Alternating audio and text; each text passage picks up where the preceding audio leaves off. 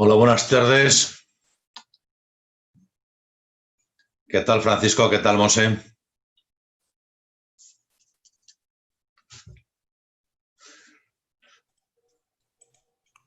Ahora, buenas tardes. Hola, Oh, hola Monse, hola Francisco, hola Luciano. ¿Qué tal, Irene? ¿Cómo estás? ¿Cómo lo llevamos? Bueno, gracias por iros conectando, Monse y Francisco. Esperamos 10 minutos. Sí, ¿Estás, Francisco, tú que estás en Bergondo o estás en casa? O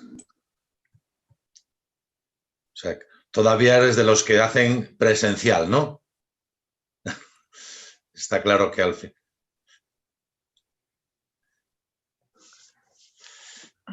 No te estoy escuchando, Francisco. ¿Tienes el micro desconectado? Pues sí, ahora, Ahora, Luciano, ahora. ahora. Pues digo que sí, que estamos aquí en la trinchera y que aquí hay Bueno, que estar en el día a día. pero esa es finita, esa trinchera, ¿no? Sí, es finita. Sí. En No. principio sí, lo que pasa es que en esta situación tan cambiante, donde nos cambia todo de un día para otro, es complicado. Sí, Resulta sí, no, yo complicado. estaba escuchando esta mañana a nuestro querido, al mediodía, a nuestro querido presidente y nos han vuelto otra vez Sí, otra vez. a llenar la mochila de paciencia, Sí, como no podía ser de otro modo, ¿no? Que está bien que hay que tenerla, pero hay que tener mucha cintura también, ¿no? pues sin duda. Pero bueno, más cintura tiene que tener la gente que tenemos aquí, que son muchas personas y que tienen limitadas las salidas, tienen limitadas las visitas y realmente es una situación tremenda, ¿eh?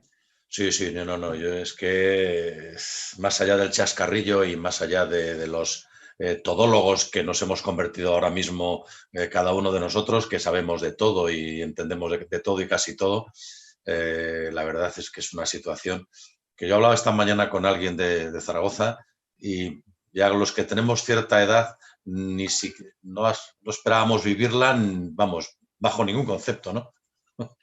Yo Pero creo que bueno, es como la nueva guerra, es la nueva guerra que nos ha tocado vivir. sí, Hola bueno, Fernando, boa tarde. yo no sé si esto será una nueva guerra, pero Sí, realmente hola, hola. Hola Fernando, ¿qué tal? ¿Qué tal? Buenas tardes. buenas tardes, Fernando, buenas tardes, director, ¿qué tal? ¿Cómo estamos? Aquí estamos, puntuales, ¿eh? Bueno, no, Hola Inmaculada, buenas tardes. pues nada, ahí. Vamos a pasar, Buenas Francisco. tardes, Hola ¿qué tal? Hola Inma, ¿qué tal? ¿Qué tal, Luciano? ¿Cuánto tiempo sin Bueno, vernos? pues Aunque fíjate, sea así. desde que no nos dejáis ir a la capital, los de provincias tenemos ese problema. Bueno, ya sabéis, es que estamos estigmatizados allí, ¿eh? Esto es una No, no, no, cosa... no, no, yo le tengo cariño a la capital, ¿eh? Eso me Prefiero mi consta, pueblo, eso me pero le tengo consta, cariño a la capital. me Inma, consta. Francisco, Monse, vamos a proceder a silenciaros para dejar el hueco para la presentación y luego volvemos a activaros, ¿vale? Esperamos 5 minutos y empezamos. Gracias. Venga, nos escuchamos. Gracias a todos. Ahora.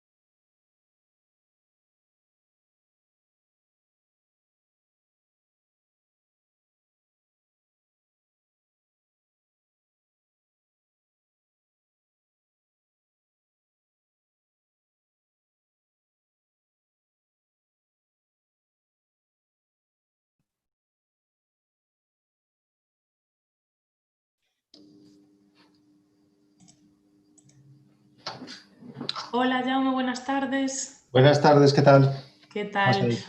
¿Estáis probando? Bien. Mira, gracias por conectarte. Vamos a esperar 5 minutitos para empezar y empezaremos con la presentación institucional. Entonces vamos a silenciarte y luego ya te recuperamos en el momento de vuestra intervención, ¿vale? Muy bien. Muchísimas gracias. Hasta ahora. Vale, hasta ahora.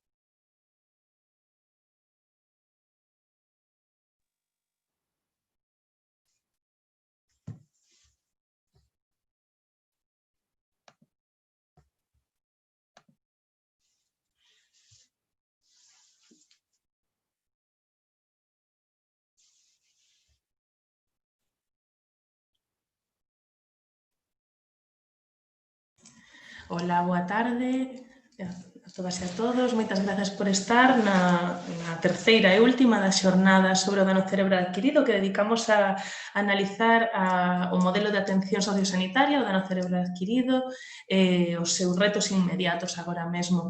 Hoxe, en concreto, ímonos centrar en estudar como está a cousa fora de Galicia, en ver como que diferentes modelos hai noutras comunidades autónomas e nos centros de dependencia estatal e comparalos un pouquiño coa situación que hai en Galicia. Imos dar paso á presentación, acompáñannos Luciano Fernández, que é o presidente de FEGADACE, e Fernando González Abeijón, que é o director xeral de Maiores e Persoas con Discapacidade. E sen máis deixo-vos con Luciano. Gracias. Gracias, Irene. Boa tarde a todos e todas. Benvidos e benvidas. En primer lugar, quiero agradecer a la Consellería de Política Social, representada hoy aquí por el director xeral de Maiores e Persoas con Discapacidade, don Fernando González Abeijón, el acompañamiento en esta jornada. Gracias, director. Gracias, Fernando. Agradecer a las y a los panelistas por su participación y por compartir con toda la audiencia sus experiencias y conocimientos. Todas y todos tienen una larga trayectoria en atención a las personas con daño cerebral y sus familias y de colaboración fructífera con el movimiento asociativo del daño cerebral. Gracias, Inma, gracias, Francisco, gracias, Jaume, gracias, Montserrat. Agradecer a todas las personas que estáis siguiendo esta convocatoria el interés en conocer más sobre el daño cerebral adquirido y sobre sus necesidades de atención. Como decía Irene, comenzamos hoy la tercera y última jornada que nos va a llevar a vernos ante el espejo de los demás. Vamos a escuchar cómo es el abordaje y los modelos de atención sociosanitaria en los centros de referencia estatal y en aquellos otros territorios que desde FEGADACE consideramos más avanzados y más consolidados. Hemos buscado las referencias que, bajo nuestra opinión, atesoran una mayor calidad y una mayor experiencia. Y esto, pues, creo que nos va a permitir tener una visión y una idea de cómo deberíamos acometer desde Galicia un modelo de atención, un plan de atención integral desde el ámbito público, de atención al daño cerebral, teniendo en cuenta que todas las personas intervinientes en las jornadas anteriores coinciden en esta necesidad. No voy a extenderme más, así que nada, muchísimas gracias a todos y a todas una vez más. Y estoy convencido de que esta jornada nos va a ser de gran interés para todos. Así que muchísimas gracias y nos vemos al finalizar la misma.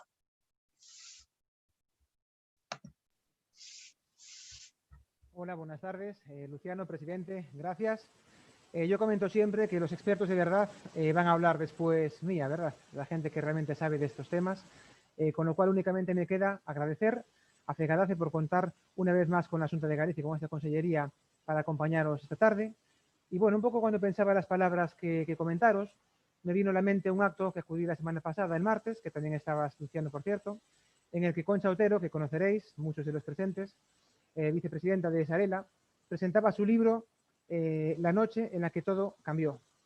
En este libro, Concha relató de forma clara, concisa, emotiva y también, como no, reivindicativa, cómo cambió la vida de su familia tras sufrir en el 2005 su marido Juan un derrame cerebral.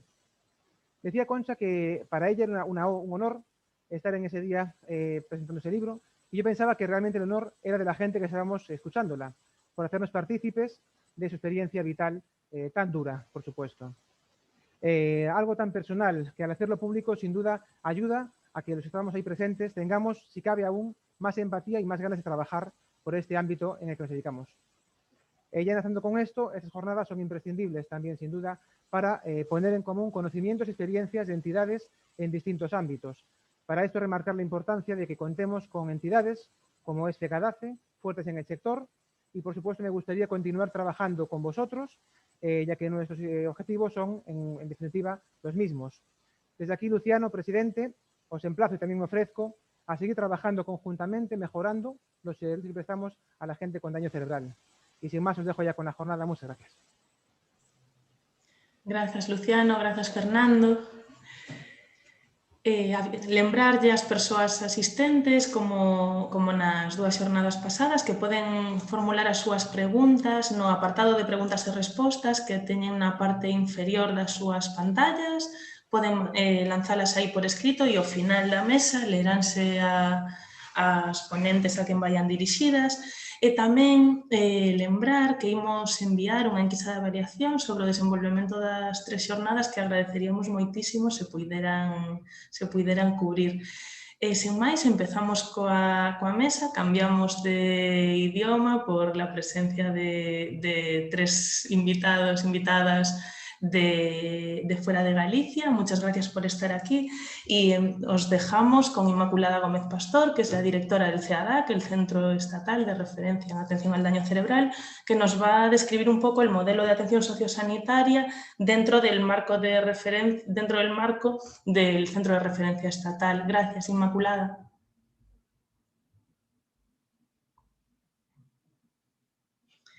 ¿Puedes activar el sonido, por favor? Perfecto. Bueno, pues en primer lugar, y antes de empezar a decir nada, permitidme primero que os dé la enhorabuena a FEGADACE por la organización de estas jornadas. En segundo lugar, agradeceros la oportunidad de poder contar lo que nosotros estamos haciendo desde hace ya casi 20 años. Y siento muchísimo no poder estar allí con vosotros en Galicia. En principio, la idea era esa, yo tenía esa ilusión porque tenéis una tierra súper bonita, porque tengo grandísimos amigos allí, Fran le tengo allí, compañero y de mesa, pero bueno, la cosa es así y en Madrid ha amanecido un día muy nublado, está lloviendo y yo creo que es para que mi cerebro se engañe y piense que estoy allí con vosotros. Así que, dicho esto, no me quiero pasar de los 20 minutos. Sé que los que me voy a poner el cronómetro porque los que me conocéis sabéis que tiendo a hablar mucho y además es un tema que me apasiona, con lo cual es hándicap doble. Voy a intentar poner la presentación, espero poder. ¿La veis? Yo creo que sí, ¿no? Sí, perfectamente, gracias. Perfecto. Bueno, pues dicho esto, yo soy neuropsicóloga de formación, entonces doy mucha importancia a todo el aspecto cognitivo, independientemente de que aquí estoy como directora, no como neuropsicóloga. Pero me vais a dejar que los 2 primeros minutos os ponga un vídeo de lo que yo voy a hablar después. ¿Con qué fin? Pues con el fin de que esta hora, que es un poco malilla después de comer, pues hagamos un poco de calentamiento cerebral. Que va a ser más divertido que escucharme a mí. Os dejo 2 minutos.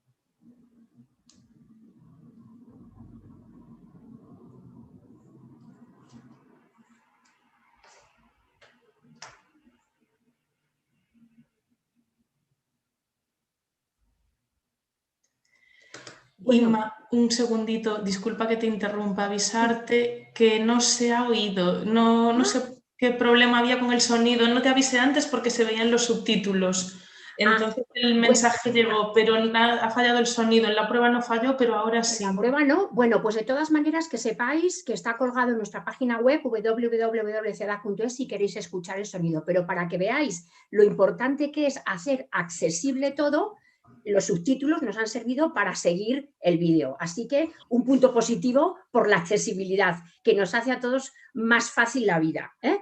Bueno, pues es que en este vídeo os decimos básicamente los pilares del modelo que yo os voy a contar. Y solo quiero que os quedéis con la última parte. La persona que la hemos dibujado con una venda en la cabeza acaba no yendo a una residencia, no yendo a una institución. Lo que queremos es que las personas sean lo más parecido posible al minuto antes de tener el daño cerebral. Lo que queremos es que vuelvan a coger el autobús o el coche o que vuelvan a trabajar, en fin, integración en la comunidad. Eso es lo que hemos pretendido, ¿eh? Dicho esto, paso a ordenar las ideas. ¿Cómo nace el SEADAC? Bueno, pues el SEADAC, como sabéis, es un centro de referencia estatal de atención al daño cerebral que, como somos un centro público, nace con una orden ministerial. En este momento, fijaros que estamos hablando del año 2002, cumplimos la mayoría de edad este año, pues estábamos en Trabajo y Asuntos Sociales. En esa orden ministerial nos dice cuáles son nuestros fines, cuál es nuestra misión, a qué personas vamos a atender. Dificultad de esto, yo hago autocrítica, porque me parece que de esa manera vamos avanzando. Lo hacemos muy bien todo, pero es conveniente de vez en cuando evaluar y ver y hacer autocrítica para poder seguir avanzando. Claro, esta norma, las normas van mucho más lentas que lo que avanza la sociedad.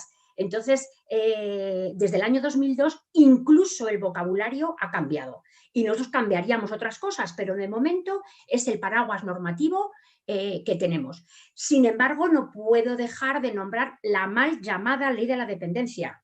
Por favor, que en cualquier discapacidad, pero en daño cerebral adquirido sobre todo, promoción de autonomía personal. Es muchísimo más potente y además cumple mejor nuestros objetivos. Bueno, pues en el artículo 16 de esta ley dice lo que somos los centros de referencia estatal, que no somos otra cosa que centros de alta especialización que nos dedicamos a una población muy concreta, en nuestro caso daño cerebral adquirido, y cuyo objetivo es el desarrollo de conocimientos, investigamos, lanzamos experiencias.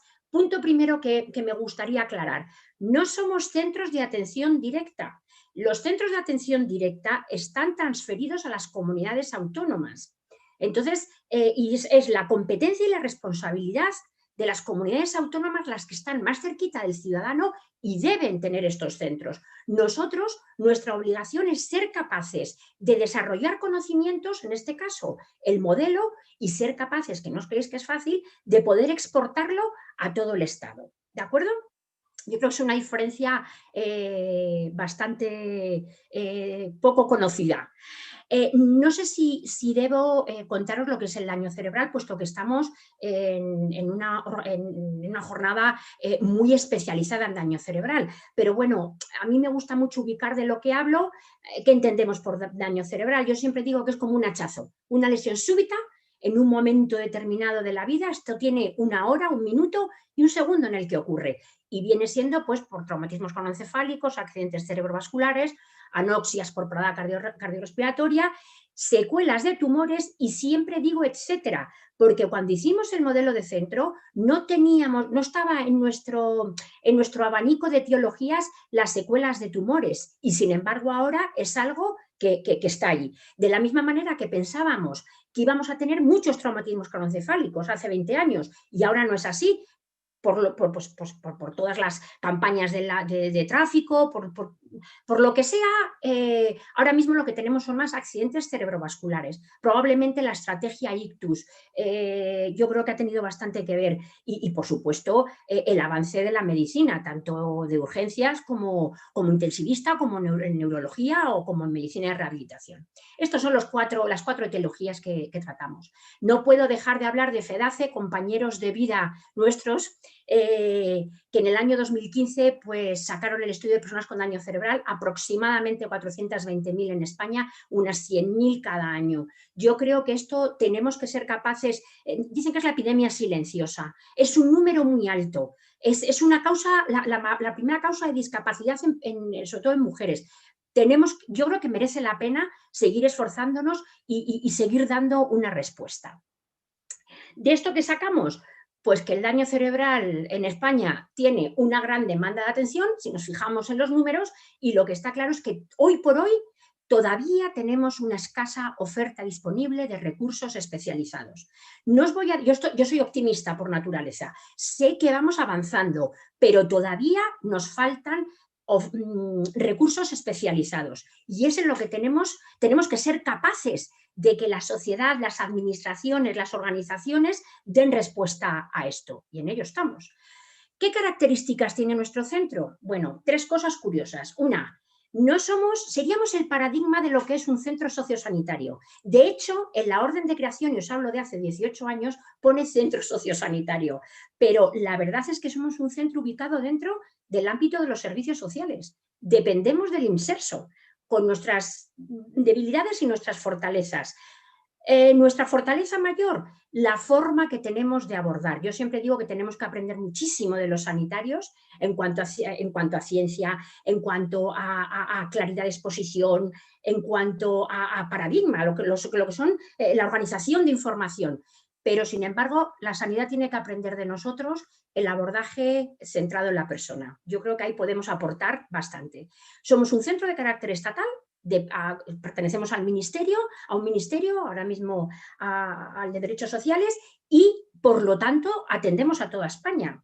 Y es de carácter monográfico. Solo atendemos personas con daño cerebral adquirido, no progresivo. Las ataxias, las enfermedades degenerativas, las esclerosis, las demencias, ¿son daño cerebral? Podríamos decir, pero nosotros, con base en la especificidad única y en la especialización, únicamente atendemos personas con daño cerebral adquirido no progresivo.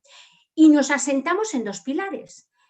Por una parte, la atención directa especializada, más de 6.000 personas usuarias a lo largo de estos años atendidas, que nos han dado la oportunidad de hacer referencia, es decir, de publicar, informar, formar, para que todo el mundo pueda beneficiarse. Fijaros, el SIADAC tiene 4 objetivos. Uno de ellos son los programas rehabilitadores o de promoción de autonomía personal, como a mí me gusta llamarlo más. Pero los otros 3 son referencia. Informamos, formamos, investigamos. Sin embargo, malamente vamos a formar, a investigar o a informar si no sabemos lo que es una persona con daño cerebral. Gracias, ya os digo, a la atención directa, pues podemos cumplir nuestro objetivo. Tenemos 2 tipos de clientes, las personas usuarias a las que ofrecemos los programas y, por otra parte, los usuarios del servicio de referencia. Yo ahora mismo con vosotros, con FEGADACE, estoy haciendo labor de referencia, estoy explicando, estoy exportando el modelo de atención. Sois usuarios de los servicios de referencia. ¿Quién puede venir a este centro? Pues mirad, esto es lo que digo que está un poco, que a mí me gustaría adaptarlo, pero de momento es lo que tenemos. Personas con daño cerebral adquirido no progresivo y sus familias, no podemos olvidar a las familias. Ser mayor de 16 años y menor de 55, esto nos lo critican y yo lo defiendo a capa y espada. Somos un centro de referencia, tenemos que coger un trocito de la población, si no, no podríamos especializarnos. Que las personas, en la edad, pues es que la edad es un constructo teórico, igual que la mayoría de edad. Podría ser a los 18 o a los 21, como era antes. No deja de ser un constructo, ya os digo, meramente teórico, pero tenemos que dar atención a una población más homogénea porque, por ejemplo, nosotros trabajamos integración laboral. Sin embargo, con personas de 80 años no podríamos. Es por esto. ¿Que tienen derecho? Claro que tienen derecho. Las comunidades autónomas deben dar respuesta ante esto. Muy importante, estabilidad médica, porque nosotros somos un centro de servicios sociales. No tenemos laboratorio de análisis clínico, no tenemos, a pesar de que ahora he de comentaros que hemos tenido una unidad COVID vinculada al Hospital de La Paz, pero nosotros no somos un centro sanitario. Lo que tenemos es programas de atención y tenemos alojamiento. Es muy importante para nosotros y para el modelo que os voy a contar que el daño cerebral sea reciente. ¿Por qué? Porque el cerebro, a diferencia de otros órganos, tiene plasticidad. Y la plasticidad significa que tiene posibilidad de cambio, de cambiar conexiones. Y está evidenciado científicamente que si trabajamos en una línea, o en 2 o en 3, con ese cerebro, vamos a mejorar. Por lo tanto, nos interesa que, o sea, nuestro trabajo se centra en un daño cerebral reciente. ¿Que habrá casos que hay que continuar permanentemente y de por vida con una actividad terapéutica conservadora? Sin duda. Pero nosotros trabajamos con la plasticidad reciente. Y luego, muy importante, tienen que tener posibilidad de mejorar su autonomía a través del programa que nosotros hacemos. Por ejemplo, estados de mínima conciencia no se benefician del tratamiento que nosotros hacemos.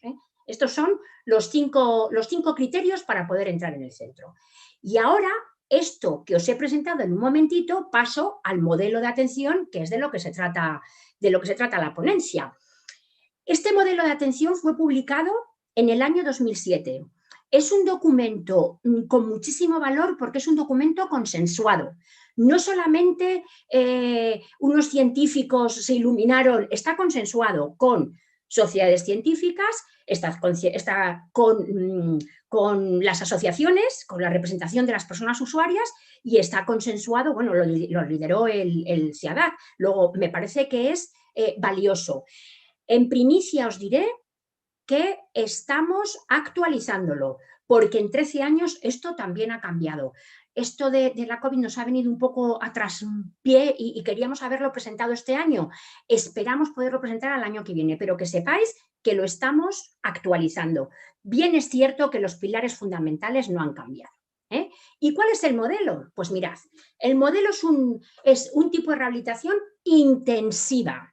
Es decir, las personas usuarias, dependiendo de sus necesidades, sacan entre 3 o 4 horas de atención desde todos los puntos de vista. Está centrada en el usuario y en su familia, no centrada en los profesionales ni centrada en la organización. Quien tiene que salir ganando es la persona usuaria. Es un carácter integral. Un enfoque holístico. Yo sé que lo de la palabra holístico suena raro, pero es que es verdad, es que el enfoque es holístico desde todos los puntos de vista. Con el cerebro hablamos, con el cerebro miramos, con el cerebro sentimos, con el cerebro caminamos, con el cerebro comemos, con el cerebro vemos. Por lo tanto, tiene que estar desde todos los puntos de vista integrado, desde el punto de vista físico, desde el punto de vista cognitivo, desde el punto de vista social, desde todos los puntos de vista que sea necesario.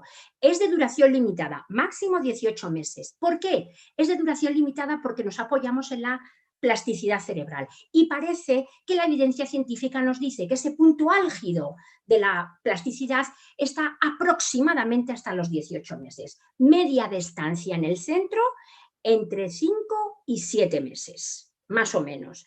A partir de ahí, pues lo que nosotros queremos es que la persona, como os decía antes, sea lo más parecida posible al minuto antes de tener el daño.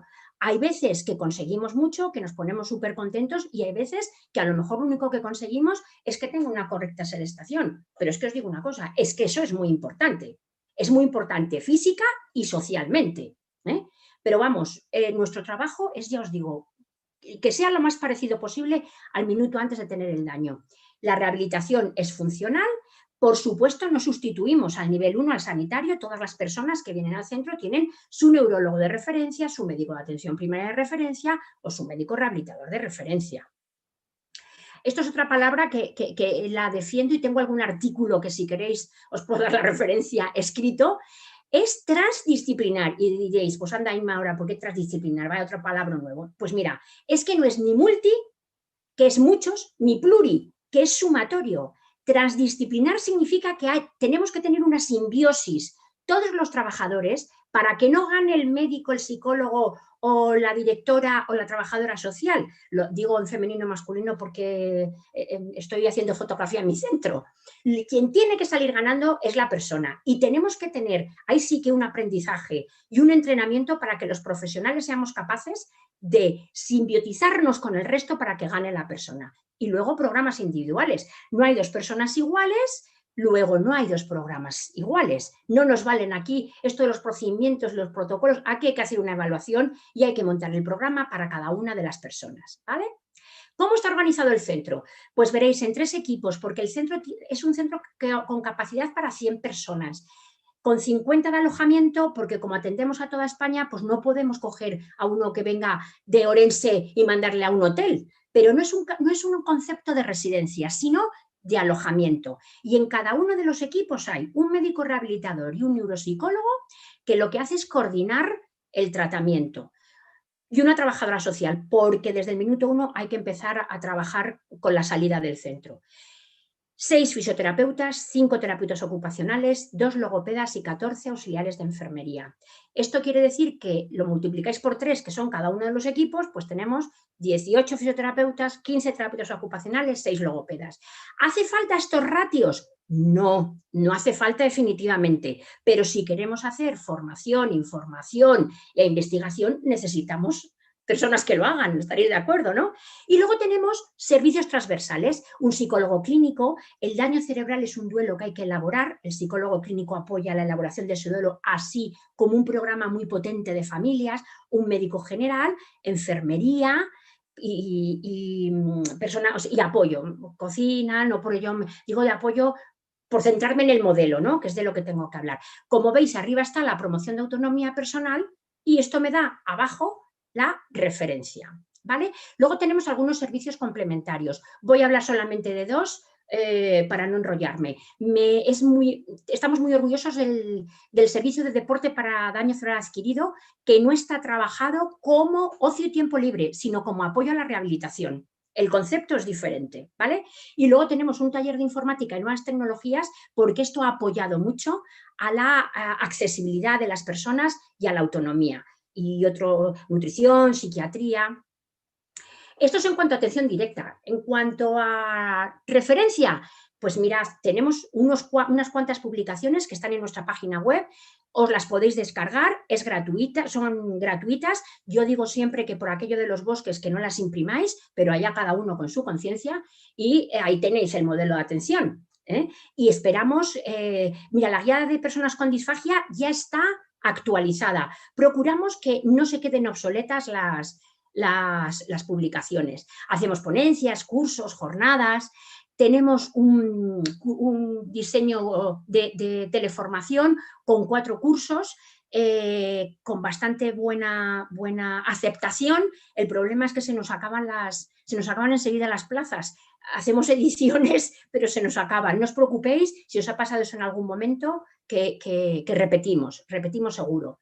Bueno, hacemos visitas formativas, estancias clínicas, somos centro formador de médico interno residente, que son los futuros médicos rehabilitadores, a los que les estamos enseñando una nueva manera de abordar el daño cerebral con este modelo de atención. Hay a quien le gusta y a quien no le gusta.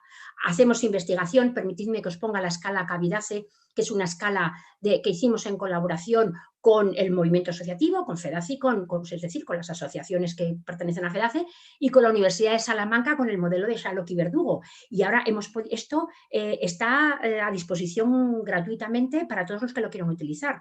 Había escalas para personas con discapacidad intelectual y física. El daño cerebral es algo diferente y tenemos que ser capaces de que la población entienda que no es una discapacidad física ni discapacidad intelectual. Tenemos muchas entidades colaboradoras mediante convenios de colaboración. Tenemos una carta de servicios con una serie de compromisos que hemos de cumplir y es súper obligatorio. Y estamos certificados por AENOR en la norma UNE 170.001 de accesibilidad universal y en la UNE ISO 9001 funcionando por procesos, por procedimiento. Tenemos unos cuantos reconocimientos y permitidme que haga eco de 2 de ellos que nos han dado hace muy poquito. Nos han dado la semana pasada la Fundación Pilares un premio por la unidad COVID. Por la unidad COVID que tuvimos y que fuimos capaces de montarla con el modelo de atención centrado en la persona. Y otro que estoy súper agradecida al CERMI, a FEDACE, al movimiento asociativo, es el premio CERMI que nos ha premiado el modelo. Entenderéis que después de estar trabajando toda una vida para esto, que el CERMI nos reconozca el modelo de atención, bueno, pues es que es emocionante y estamos súper orgullosos. Tenemos presencia en redes sociales, la página web, si queréis. Y luego, no lo voy a poner porque suelo acabar con un vídeo que hace ya 10 años era con la música de Resistiré. Pero como no se oye y llevo 22 minutos, creo que con esto termino. Sí que os digo que esta canción, que ahora estaba muy de moda, parece que estuviera hecha para el daño cerebral, ¿eh? Habla de cuando ya no me tengan pie y cuando se revelen los recuerdos, problemas de memoria. En fin, la tenéis colgada en nuestra página web y si alguien quiere verlo. Y muchísimas gracias. Creo que no me he separado mucho de mis 20 minutos. Estoy a vuestra disposición para lo que me queráis preguntar y si sé responder os responderé. Y si no, directamente os diré, pues no sé. Muchas gracias por vuestra atención. Muchas gracias a ti, Inmaculada. De hecho, ya hay una pregunta, la guardamos para el final, pero sí que ya hay una pregunta dirigida a ti. Y nada, el tiempo perfecto.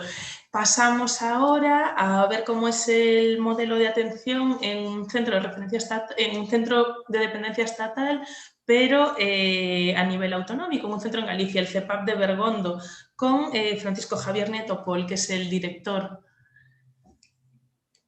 ¿El sonido? Hola, muy buenas tardes, un saludo para todos.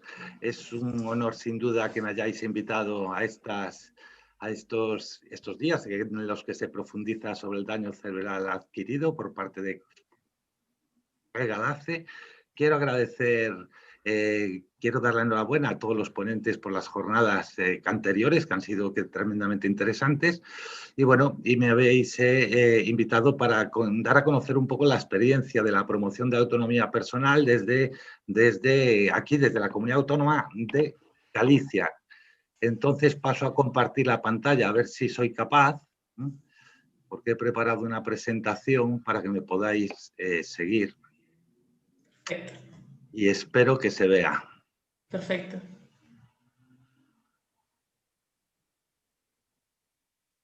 Ahí está, perfecto.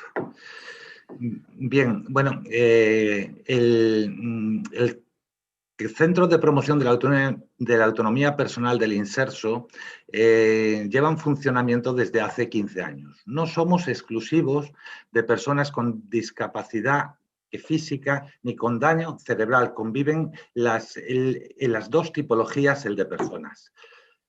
Tenemos un ámbito estatal, por tanto, cualquier persona de todo el territorio nacional puede venir al centro de Bergondo y lo que sí no somos un centro definitivo. Nos sucede como al CEADAC que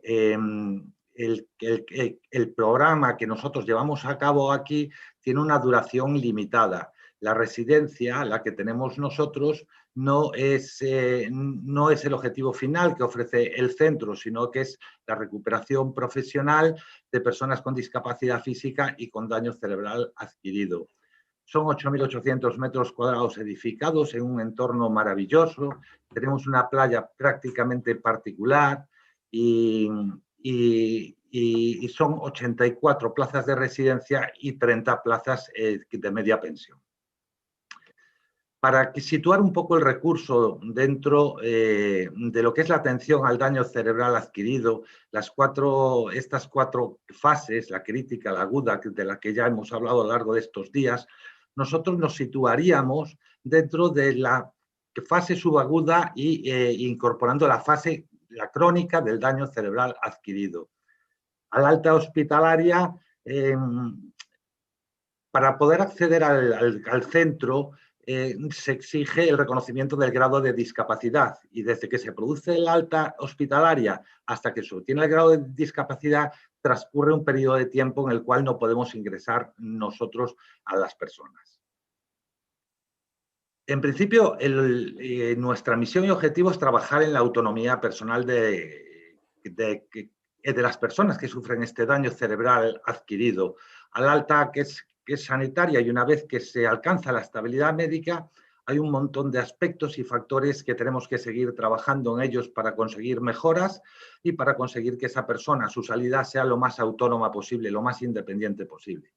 Esa es la finalidad principal con la que trabajamos en nosotros, tanto la recuperación profesional como la rehabilitación de personas con discapacidad y con daño cerebral adquirido. La tipología de personas que vienen al centro son personas entre 16 y 60 años, por ese aspecto de edad laboral, porque trabajamos para la inserción laboral y la capacitación profesional. Lógicamente, se requiere del reconocimiento del grado de discapacidad, como acabo de exponer. Son personas que ya tienen estabilidad médica en fase subaguda o crónica, como también acabo de indicar, y tienen que tener una capacidad mínima para tolerar un programa de rehabilitación con actividades estructuradas diarias y con actitud de colaboración. Deben siempre de poder beneficiarse del tratamiento que le estamos ofreciendo, rehabilitador. En cuanto al equipo humano nuestro, estamos hablando de un equipo transdisciplinar, para que no me corrijan, en la que tenemos médico rehabilitador, fisioterapeutas, terapeutas ocupacionales y logopedas. Estos estarían incluidos dentro del servicio de rehabilitación médico-funcional, neuropsicóloga y psicóloga en el servicio de atención social, el pedagogo, que tiene un peso tremendamente importante en el programa de nuestro centro, trabajadora social, y después la parte más clínica o médica o asistencial con médicos, DUEs y auxiliares de clínica. Luego hay una estructura importante de personal, el de apoyo, todo personal laboral de la Administración General del Estado, y después tenemos profesionales de servicios externos, de servicios que se subcontratan y que se modifican a lo largo de los años. En total de plantilla aproximadamente podemos llegar a ser unas 130 personas. En cuanto al tipo de atención, está siempre centrado en el usuario y su familia, en la persona usuaria y su familia. Y intentamos abarcar todos los ámbitos que afectan al individuo, todas las áreas desde las que podemos intervenir sobre él, desde la rehabilitación funcional, la rehabilitación neuropsicológica o cognitiva, la atención psicosocial, la atención sanitaria y asistencial, la participación social a la que se hacía referencia también en días anteriores, que es tremendamente importante para nosotros porque alcanzamos buenos objetivos de mejora en las personas por esa participación social, y sin duda la capacitación profesional orientada hacia la inserción laboral. Siempre decimos que una plena autonomía se consigue cuando eres independiente económicamente y consigues un empleo. No todos lo consiguen, pero en eso trabajamos. Y para ello desarrollamos ese programa de atención individual que es muy especializado y muy específico en función de las necesidades que tiene la persona y su familia. Es integral en cuanto intervenimos desde todos los ámbitos, y ecológico, holístico, secuencial, exclusivo y estructurado, que ya lo he escuchado a lo largo de estos días. Es estructurado en cuanto a que hay que hacer una valoración inicial cuando se incorpora la persona usuaria, se le pasan diferentes escalas y se establecen conjuntamente con el usuario y su familia los objetivos, el de recuperación o de rehabilitación. Participará en programas y en intervenciones, se hará el seguimiento de los mismos y se hará una evaluación para volver a modificar los objetivos o para establecer unos nuevos. Una vez que se estabilizan esos objetivos o se alcanzan, sería cuando finalizaría ese programa de atención individual.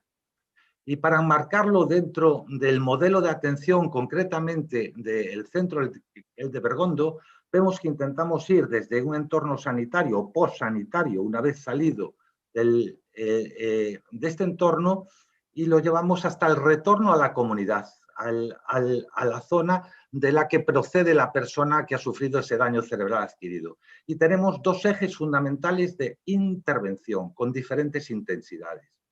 Un eje que es el de rehabilitación y de recuperación, y otro de capacitación profesional, que es el que se puede observar en la parte de abajo de color más granate. En la fase inicial, en la fase 1, la más próxima, cuando ocurrió ese daño cerebral adquirido, pues hay una rehabilitación más intensiva con unos objetivos de mejora, con unas optimizaciones de secuela, donde trabajamos las básicas. Y en la parte del eje de capacitación profesional empezaríamos por actividades muy complementarias con unos objetivos muy terapéuticos, enseñándole aspectos básicos y fundamentales. En lo que es en la fase 2, ya entraríamos, ya hay una cierta evolución, ya los objetivos de mejora están más consolidados y empezamos a trabajar estrategias de compensación de déficit o entrenamiento en actividades instrumentales. En esta fase ya se convive y adquiere mucho más peso lo que es la capacitación profesional ocupacional orientada al empleo. Y por último, en la última fase, es cuando ya desarrollamos un programa de vida independiente que voy a mostraros en un momento, y un programa de inserción laboral ya orientado y previo al empleo. En lo que es esa fase 1, tenemos innumerables programas que no me voy a detener en ellos porque me extendería muchísimo, pero tenemos programas de marcha, programas de disfagia, programas de orientación o programas de uso del transporte público, que es tremendamente importante para las personas con daño cerebral adquirido, el ser autónomos para poder moverse. En las AVDIs, en las instrumentales domésticas de cuidado de la ropa, de cuidado del hogar, de cocina, de manejo de dinero. Que tenemos otro tipo de programas de lectoescritura, de cálculo básico. Estamos hablando de momentos muy iniciales, donde las necesidades de las personas son muy elevadas. Y programas psicológicos y programas sociales, de documentación, de cómo renovar un DNI, de cómo abrir una cuenta bancaria, de qué es la tarjeta sanitaria. Son aspectos muy básicos, pero que para muchas personas son tremendamente importantes. En esa segunda fase, como adelantaba, se imparte cualificación profesional ocupacional. Está financiada por el Fondo Social Europeo y tenemos cualificaciones profesionales acreditadas por la Xunta de Galicia, 5 especialidades. Hay 2 itinerarios, uno de administración y gestión y otro de informática, que a medida que vas avanzando en las diferentes especialidades que se imparten en cada uno de ellos, el nivel de cualificación es un poquito más elevado y todos encaminados a esa posible inserción laboral. Hay otros que no entran dentro de ningún itinerario ni de informática ni de administración, como son el de jardinería, el de diseño gráfico, que también es muy atractivo, o pueden obtener la titulación oficial de graduado en educación secundaria, que también es tremendamente importante. Y en esa última etapa se empieza a trabajar ya ese programa de inserción laboral, donde las personas pasan a realizar prácticas empresariales en empresas, en una simulación empresarial en un entorno laboral normal. Es cuando a la persona ya se le empieza a enseñar en técnicas de búsqueda de empleo, pues para preparar un currículum o para preparar unas entrevistas, y empezamos a trabajar ya las ofertas de empleo, el casamiento entre el demandante de empleo con la oferta de empleo. En el otro eje de rehabilitación o más de promoción de autonomía personal, se situaría el programa de vida independiente. Tenemos una vivienda adaptada dentro del centro en la que reside la persona aproximadamente en un mes o mes y medio, dependiendo de las particulares o las necesidades que tenga la persona. Lo que se le pretende es el prestar el apoyo en aquellos aspectos que presenta déficit. Por ejemplo, una persona que para su higiene necesita de un asistente personal o necesita de una ayuda, pues se le presta ese servicio. Una vez... es cierto que hay bastantes personas que una vez que finalizan el programa en nuestro centro pasan a realizar una vida independiente luego en su entorno. Ahora os quería mostrar unos datos de los últimos 10 años del CEPAP de Bergondo, de este centro del Inserso, que yo creo que reflejan muy bien la atención a quién la prestamos y cómo la prestamos. Estamos observando que hay una mayor demanda de personas con daño cerebral con relación a personas con discapacidad física. En 2020, el 71% de nuestras plazas están ocupadas por personas con daño cerebral adquirido. Y como veis en la evolución, ha ido aumentando del 54 al 71%. El régimen de estancia, quizá por la especial ubicación que tiene este centro, ha ganado mucho peso las plazas residenciales frente a las plazas de media pensión. que se quedan muy reducidas. En 2020 prácticamente un 6%. En cuanto al sexo, hay sobre todo la prevalencia de los varones con relación a las mujeres. Estamos viendo que hay un aumento sostenido y estamos en este momento en un 77% de las personas que del centro que son varones, frente al 23% que son las mujeres. En cuanto a las edades, estamos apreciando que hubo un incremento importante de los menores de 30 años y también hubo un incremento a partir sobre todo del 2015 de personas mayores de 50 años. Esto lo que nos está suponiendo es que tenemos un abanico mucho más amplio de personas, desde 16 hasta 60 años. Nosotros pensábamos que esto podía ser un problema, pero a nivel de convivencia y a nivel de programas vemos que son perfectamente compatibles y que se pueden desarrollar con normalidad independientemente de las edades de los participantes. En cuanto a la discapacidad, observamos que va aumentando poco a poco el grado medio de discapacidad. Un 62% de las personas ingresadas actualmente tienen más de un 70% de reconocimiento de grado de discapacidad y vemos que es un aumento sostenido en el tiempo.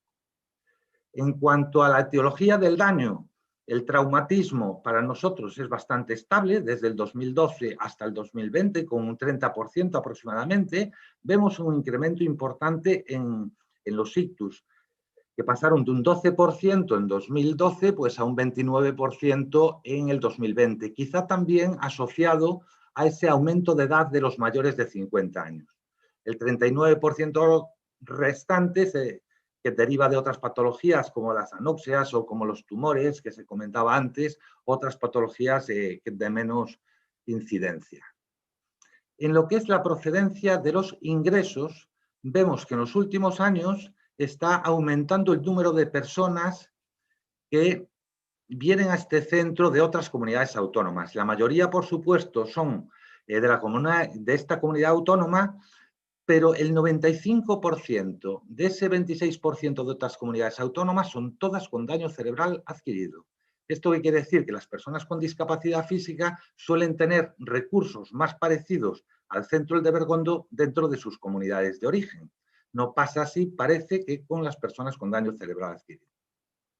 En cuanto a la duración de la estancia, sin extenderme mucho, es el 56% de los que tenemos actualmente, bueno, de los que han ingresado entre 2010 y 2020, fue menor de 3 años.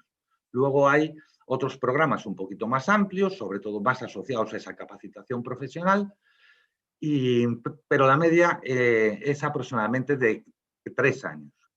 Y el tiempo desde que se sufre el accidente hasta que ingresan en este centro, pues estamos hablando que un 10% menos de un año, lo cual es muy poquito tiempo. De 1 a 2 años no puedo ver exactamente aquí el porcentaje porque me lo tapa la cámara, pero el 77% de las personas que sufrieron el daño cerebral fue con menos de 3 años desde que ocurrió hasta el ingreso en este centro.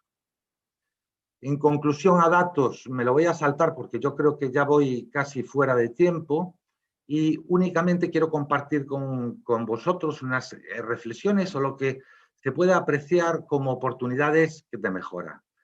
Sí pensamos que debemos de mejorar la coordinación sociosanitaria, tanto en lo que se refiere a los equipos humanos como en la tramitación de expedientes. La atención especializada debe existir en todas las fases de atención al daño cerebral, sin interrupciones. No puede quedar una persona sin atender en diferentes fases por falta de que no existan recursos adecuados para poder atender. Debemos de mejorar la coordinación entre los propios recursos, tanto los privados como los asociativos, en cuanto a derivaciones o trabajo en red. Otra asignatura podría ser la acreditación de centros de atención al daño cerebral en base a criterios de recursos o de carteras de servicios o de parámetros de calidad. Todo eso debería de dar respuesta pues un plan integral de atención al daño cerebral adquirido, por ejemplo, en nuestra propia comunidad autónoma, que dé respuesta a todos los puestos con anterioridad. Y sin más, agradeciendo la atención a todos, muchísimas gracias a todos y todas. Gracias a ti.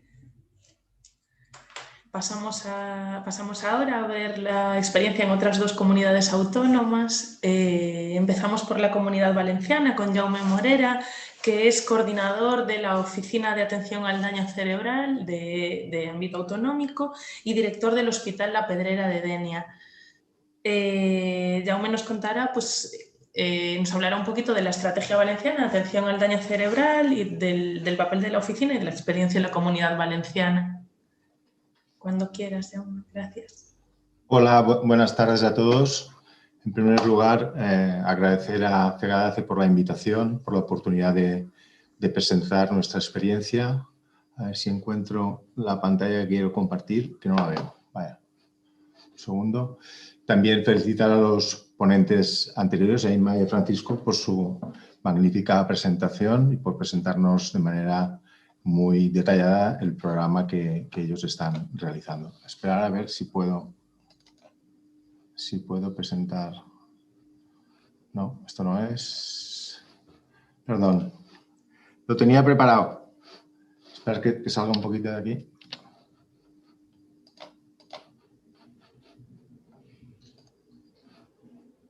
Ahora. Que no veía la pantalla.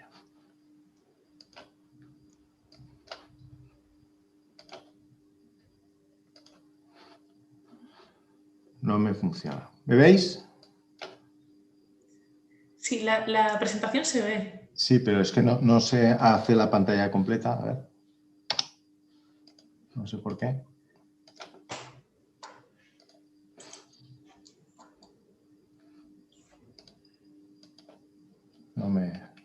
Tampoco me pasa la pantalla, o sea que estamos un poquito bloqueados. A ver. Lo siento.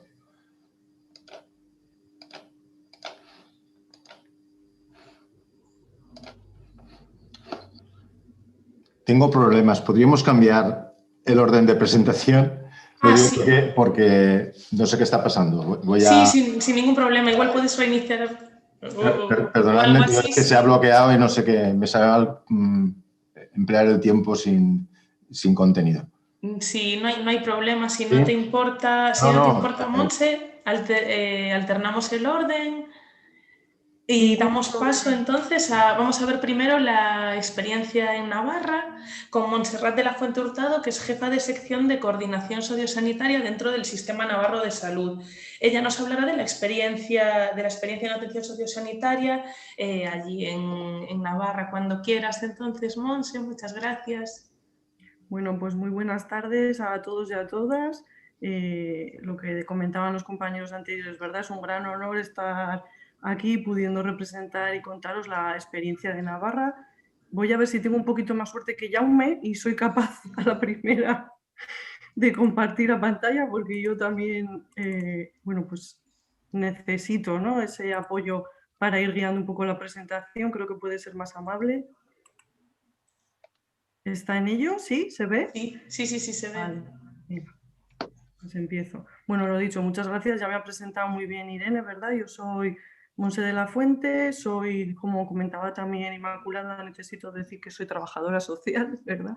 Porque es una profesión que adoro y actualmente soy la responsable de coordinar la parte sociosanitaria del Servicio Navarro de Salud, pero mi trayectoria profesional en la parte asistencial ha estado muy ligada al daño cerebral. Durante 10 años he trabajado dentro de un equipo transdisciplinar de rehabilitación neurológica y ha sido un gran lujo de experiencia y bueno, pues es algo que llevo en el corazoncito y necesitaba, a pesar de haber estado pochica últimamente, ¿verdad, Irene?, participar en estas jornadas porque me hace especial ilusión. Así que bueno, muchas gracias a la organización.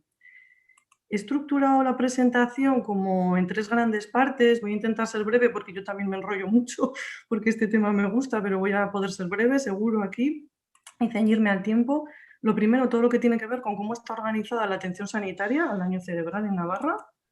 Por otro lado, cómo está organizada la atención social, ¿no?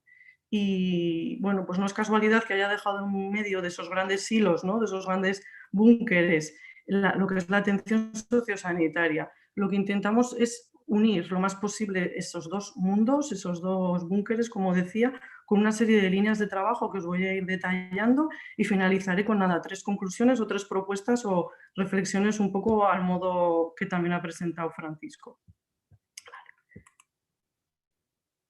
No veo la parte derecha de la pantalla, pero espero no tener problemas, ¿vale?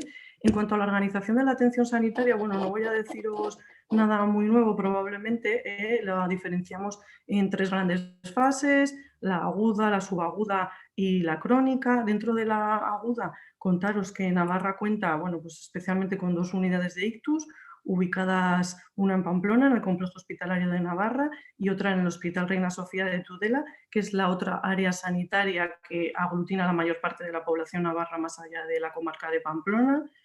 Las unidades de ictus, bueno, pues como conocéis, habitualmente la estancia media hizo entre 48 y 72 horas, ¿verdad? Pero además del ictus contamos con código ictus, código infarto, código trauma para los casos de traumatismo craneoencefálico y un código parada cardiorrespiratoria. Todo ello englobado dentro de la estrategia de atención a urgencias tiempodependientes del plan de salud, ¿no? Y ambos hospitales cuentan con unidades a ese tipo de códigos.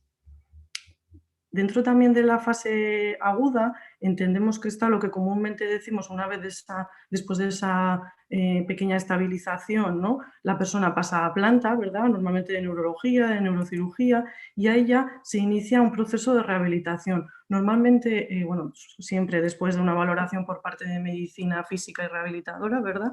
Y habitualmente se circunscribe a la parte de fisioterapia.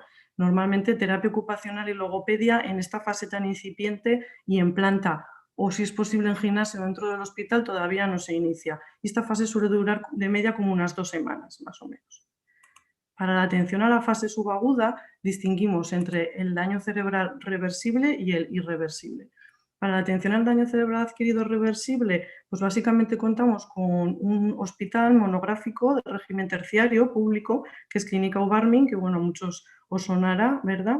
Que está especialmente enfocado únicamente a la atención a procesos de cirugía ortopédica, traumatología y rehabilitación. Y dentro de rehabilitación cuenta con un potente equipo de rehabilitación neurológica, con 2 programas básicos. Uno en régimen de ingreso, con 12 camas, cuya estancia media es en torno al mes, más o menos, y un programa ambulatorio cuyos tratamientos suelen prolongarse entre 6 meses y 1 año o incluso más.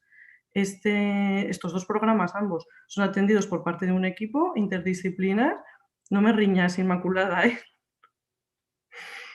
El equipo lo coordina un médico o una médica rehabilitadora que se van turnando, ¿verdad? Y cuenta con apoyo de psiquiatría, neuropsicología, fisioterapia, terapia ocupacional, logopedia y trabajo social, como no podía ser de otra manera. Y para la atención al daño cerebral adquirido irreversible tenemos una unidad concertada con el Hospital San Juan de Dios que, bueno, comúnmente llamamos de atención al coma vegetativo permanente, ¿verdad? La atención a la fase crónica se proporciona, bueno, pues básicamente a través de los equipos de atención primaria, ya en esa fase de cronicidad, aunque atención especializada, normalmente también a través de Clínica Ubarmin, sí que actúa ante descompensaciones puntuales por eventos como caídas o encamamientos prolongados y se hacen tratamientos rehabilitadores a lo largo de esa fase crónica, pero como muy acotados en el tiempo y con unos objetivos mucho más marcados que en la fase subaguda, ¿no? Si veis un poco, yo cuando hacía la presentación notaba que la intensidad de la atención y de la monitorización de esa atención va como decayendo, ¿verdad? Al principio es como muy intensa y luego va poco a poco, bueno, pues lo que pasa me imagino en el resto de comunidades y del territorio, pues que va poco a poco como decayendo en intensidad.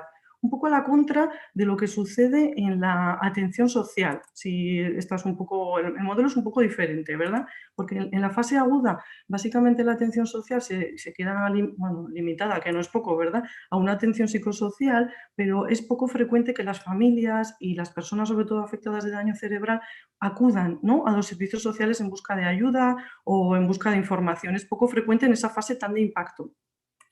En la fase subaguda, sin embargo, ya se van como introduciendo otro tipo de apoyos, que tienen que ver más con servicios de atención a domicilio municipales o con productos de apoyo, oficinas de préstamo, de alquiler, de asesoramiento, un poco en esta línea, ¿no? Van introduciéndose poco a poco apoyos sociales, pero ya es en la fase crónica donde realmente el apoyo social adquiere, bueno, pues mucha mayor importancia, ¿no? Sobre todo vinculado a situaciones reconocidas de dependencia o de discapacidad, que, bueno, ya sabéis que es un reconocimiento para el conjunto de las situaciones a nivel estatal, ¿verdad? Pero en el caso de Navarra, las personas reconocidas con dependencia y discapacidad en diferentes grados y niveles, dentro de la cartera de atención de servicios sociales de ámbito general, tienen derecho subjetivo reconocido a, de manera garantizada, obtener, bueno, pues determinados recursos en función de sus grados y sus discapacidades, como pueden ser los ejemplos que pongo ahí: centros de día, centros residenciales, pisos tutelados,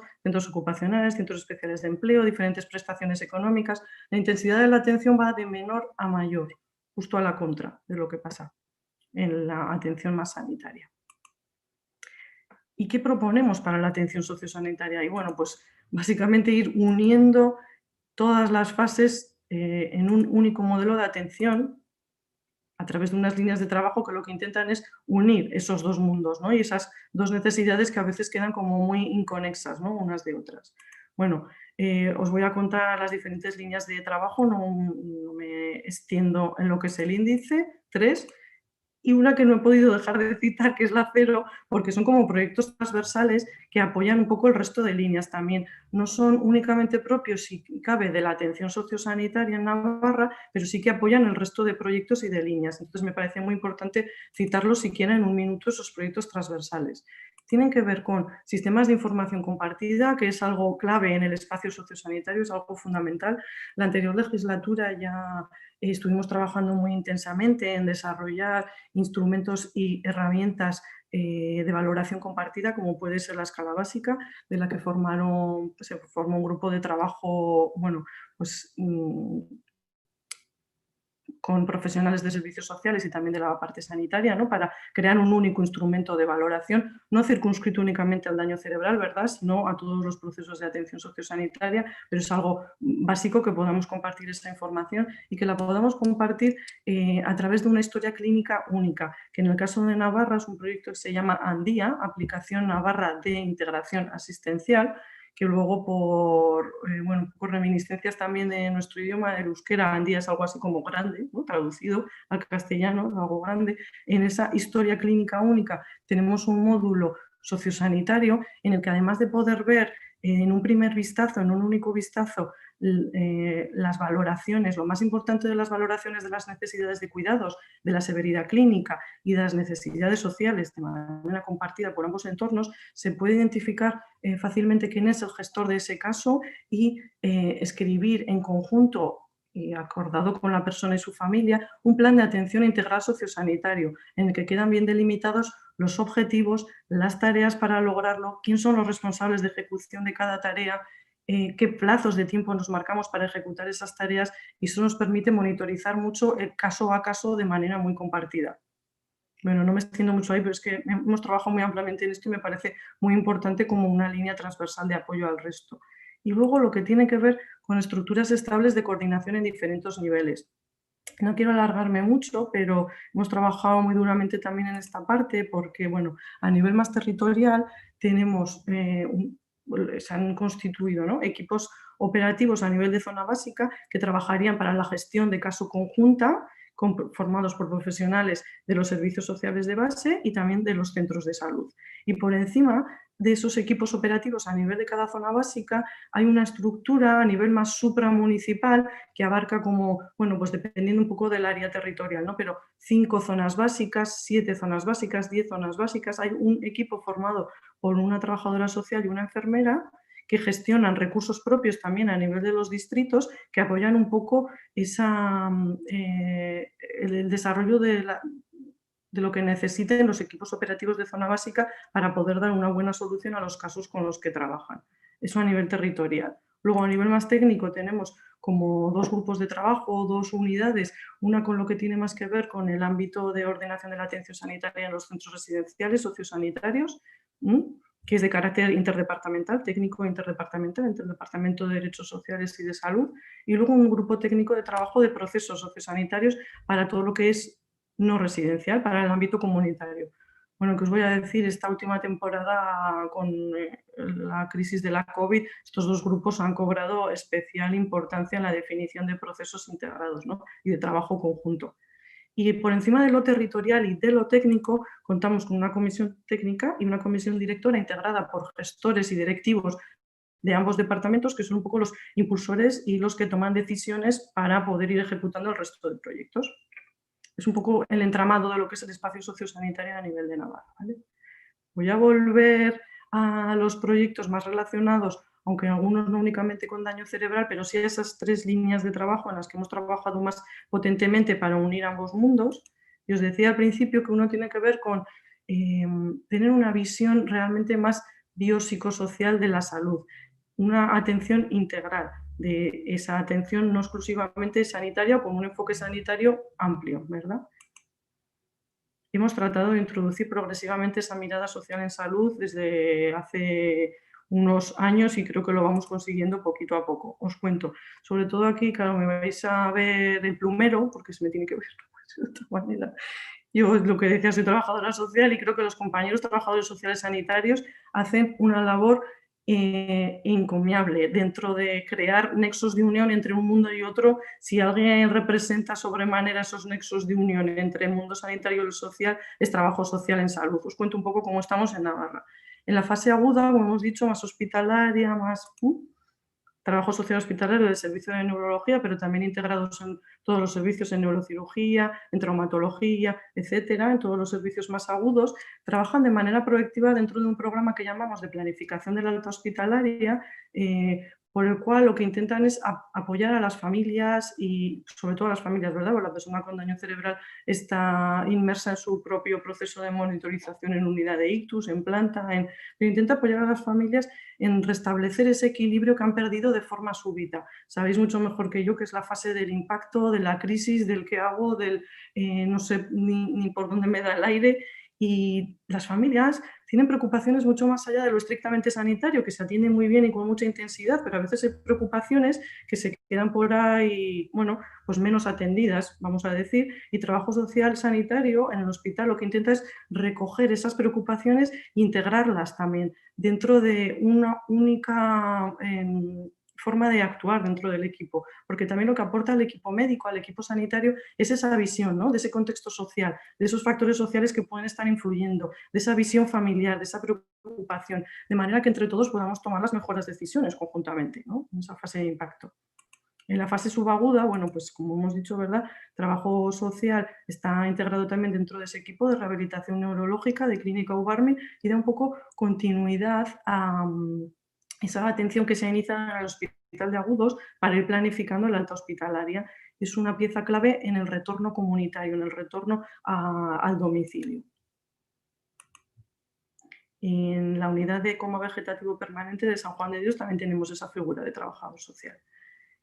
Y ya en la fase crónica, bueno, pues Navarra, creo que al igual que Galicia y, por ejemplo, al igual que en Valencia, tiene la gran fortaleza de contar con trabajadores sociales en todos los equipos de atención primaria, ya desde la reforma del 86, por lo menos en Navarra, que dan un poco y aportan esa continuidad a ese nexo de unión entre ambos entornos, ¿no? Entre ambos silos. Aquí no puedo dejar de citar el gran nexo de unión que hacen y de continuidad con el proceso, tanto con servicios sociales de base como con el mundo asociativo. El tercer sector, aunque lo he ubicado aquí, ADACEN es nuestra Asociación de Daño Cerebral en Navarra, aunque lo he ubicado aquí en esta fase crónica, porque la verdad es que aquí tienen un papel, bueno, pues insustituible sería la palabra, tienen un papel importantísimo en esta fase de cronicidad, pero hay que decir que están presentes siempre que las familias lo desean, siempre que necesitan que se cuenten con ellos, tanto desde el sistema público de servicios sociales como desde el sistema sanitario, contamos con ADACEN como una pieza clave a lo largo de todo el proceso, pero de ubicarla en alguna de las fases tenía que ubicarla en la fase crónica, pero ahí son realmente imprescindibles. Y Trabajo Social en Salud hace una gran labor de enlazar, ¿no? Con esta importante labor del mundo asociativo. A ver, en definitiva, al final es trabajar en equipo, pero trabajar en equipo de verdad. Otra de las grandes líneas de trabajo que hemos desarrollado o que estábamos empezando a desarrollar cuando ha pasado el tema de la COVID es la definición de un proceso de atención integrada. Al final se trata de, cogiendo las piezas que tenemos, que ya decía desde el principio que son inconexas, de pasar de estas piezas a realmente hacer un continuum asistencial, que todas esas piezas encajen, que estén bien engrasadas, bien engarzadas, que no haya agujeros entre una y otra, que vayan al mismo ritmo y además que estén integradas en el paisaje. Porque, bueno, pues revisando procesos de atención, luego, por ejemplo, nos va a contar el compañero de Valencia su ruta asistencial, ¿verdad? Supongo, no podemos copiar eso exactamente y trasladarlo al contexto navarro sin una adaptación. Necesitamos trabajarlo, pero bueno, en definitiva es esto, ¿no? Coger las diferentes piezas que tenemos y hacer un buen puente que sea un continuo, un asistencial desde el principio hasta el final, desde la fase aguda, incluso desde antes, desde la prevención hasta la última parte de la fase de cronicidad. Con este encargo, con este objetivo de garantizar la calidad de la atención a todas esas necesidades de manera integral y durante todo el proceso, desde un enfoque de continuidad, nos encargaron la tarea de dibujar, de escribir todo ese proceso de atención. Y lo que prioritariamente hicimos fue identificar las deficiencias, las inequidades y las discontinuidades para trabajar sobre ellas. Pensamos que es verdad que tenemos unas buenas piezas, ¿verdad? Pero igual hay que hilar un poquito más fino entre una y otra. Se conformó un grupo técnico de trabajo lo más representativo posible, con profesionales de neurología, tanto de medicina como de enfermería, de rehabilitación neurológica, tanto de medicina física y rehabilitadora como de fisioterapia, de atención primaria, de medicina y enfermería, representantes de trabajo social, de la propia asociación de salud pública en esa parte más de promoción, más de prevención, con personal técnico de apoyo tanto de los servicios de atención primaria como de especializada bajo la coordinación del Servicio de Efectividad y Seguridad Asistencial. Seguro que nos hemos dejado algún perfil profesional muy importante, pero el grupo de trabajo tenía que ser lo más operativo posible, no podía ser excesivamente numeroso y hemos empezado ya a trabajar con una visión además de representar todas las áreas, porque territorialmente tampoco es lo mismo un Pamplona que un Tudela, como citaba antes, o la otra área sanitaria que tenemos, que es Estella, que tiene sus particularidades. En el grupo de trabajo está representado, bueno, pues todo el territorio también y todos los perfiles profesionales que hemos pensado que eran importantes para definir del principio a fin este proceso de atención. Lo primero que decidió este grupo técnico es integrar el perfil de ictus en la estrategia navarra de atención a pacientes crónicos y pluripatológicos. Bueno, esta es una importante estrategia dentro del Plan de Salud de Navarra, de hecho era la que lo vertebraba. El Plan de Salud abarca del 2014 al 2020 y esta estrategia vertebra el Plan de Salud y se ha ido implantando progresivamente y ahora mismo tiene los siguientes perfiles implantados. El perfil pluripatológico, el de demencia, el de insuficiencia cardíaca, diabetes, EPOC, fibromialgia, enfermedades neurodegenerativas y enfermedad crónica compleja en la infancia. Bueno, como todos sabéis, no me voy a extender ahí, la mayoría de estos modelos de atención a crónicos se basan en la estratificación del riesgo poblacional con modelos como pueden ser el de la pirámide de Kaiser, ¿no? Lo que nos dimos cuenta siguiendo ese modelo era que existe un perfil de paciente prioritariamente con ictus que se caracteriza por su limitación funcional, por su dependencia, por su fragilidad, por las comorbilidades añadidas, que se beneficiaría mucho de la inclusión en la estrategia. Y ahí un poco nos enfocamos nuestros esfuerzos a definir cuál iba a ser esa población diana y cómo vamos a hacer para incluirlo dentro de los siguientes perfiles dentro de esta estrategia. Bueno, porque veáis un poco lo que os decía, es una estrategia que vertebra el plan de salud y tiene una serie de, bueno, de beneficios o de habilitaciones específicas para los pacientes que están dentro de esta estrategia de atención, como puede ser algunas de ellas estas que cito aquí.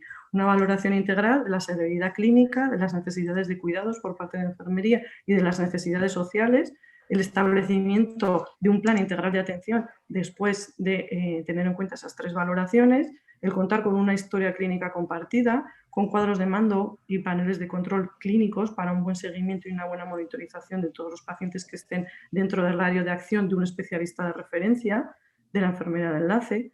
Se puede ingresar directamente sin pasar por urgencias, se realiza por parte del servicio de farmacia una conciliación de la medicación, se garantiza un abordaje paliativo en estadios más avanzados, etcétera, etcétera. Es una estrategia, la verdad, que muy completa, ¿no? ¿Qué perfil prioritariamente decidimos integrar dentro del ictus? la población diana. Pacientes que habían sufrido un ictus, que estuvieran codificados según, bueno, no os lo he contado, nuestra estrategia de atención a la cronicidad se basa sobre todo en atención primaria. Es un modelo más comunitario, más basado en atención primaria.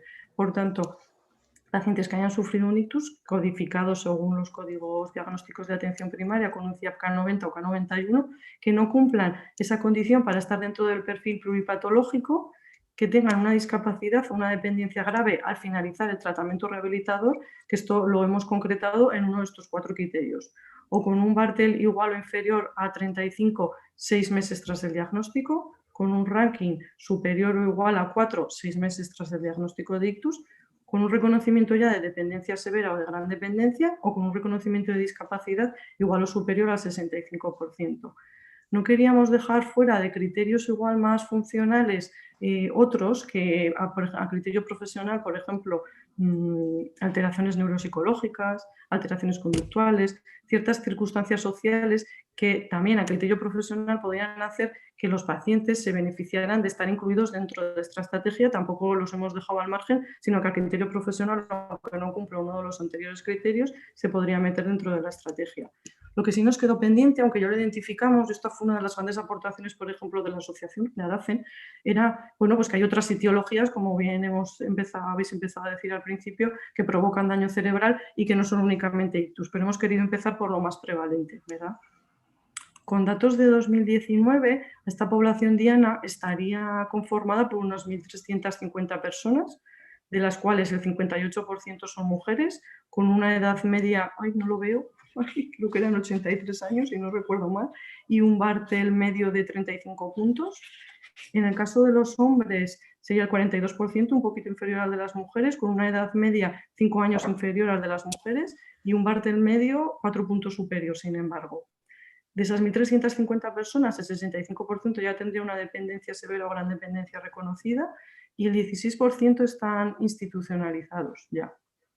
Este último dato sobre todo nos animaba a trabajar para incluir este grupo de pacientes que en principio serían como más complejos y que necesitarían una atención pues más adaptada, más individualizada, más propia de una estrategia de crónicos dentro de esa pirámide de Kaiser, los más complejos, pero nos animaba a trabajar en lo que es la definición del proceso de atención para no llegar a un estadio tan grave o de tanta necesidad y trabajar en fases anteriores intentando evitar, por ejemplo, esa institucionalización, ¿no? Porque no es un porcentaje nada desdeñable de la población, el 16,7% de los que estarían dentro de la estrategia estarían institucionalizados, que nos parecía bastante importante.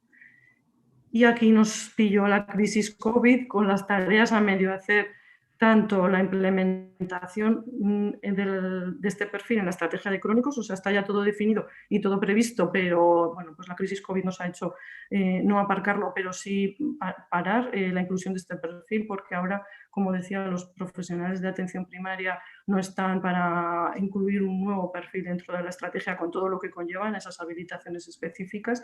Lo hemos parado, pero no lo hemos dejado de lado. En cuanto se pueda se va a retomar y también retomar un poco lo que es la definición de todo el proceso de atención. Hemos empezado a identificar las diferentes piezas, pero tenemos que acabar de engarzarlas y ahí nos ha pillado con la tarea medio hecha. Tengo que ser sincera y contaros la verdad.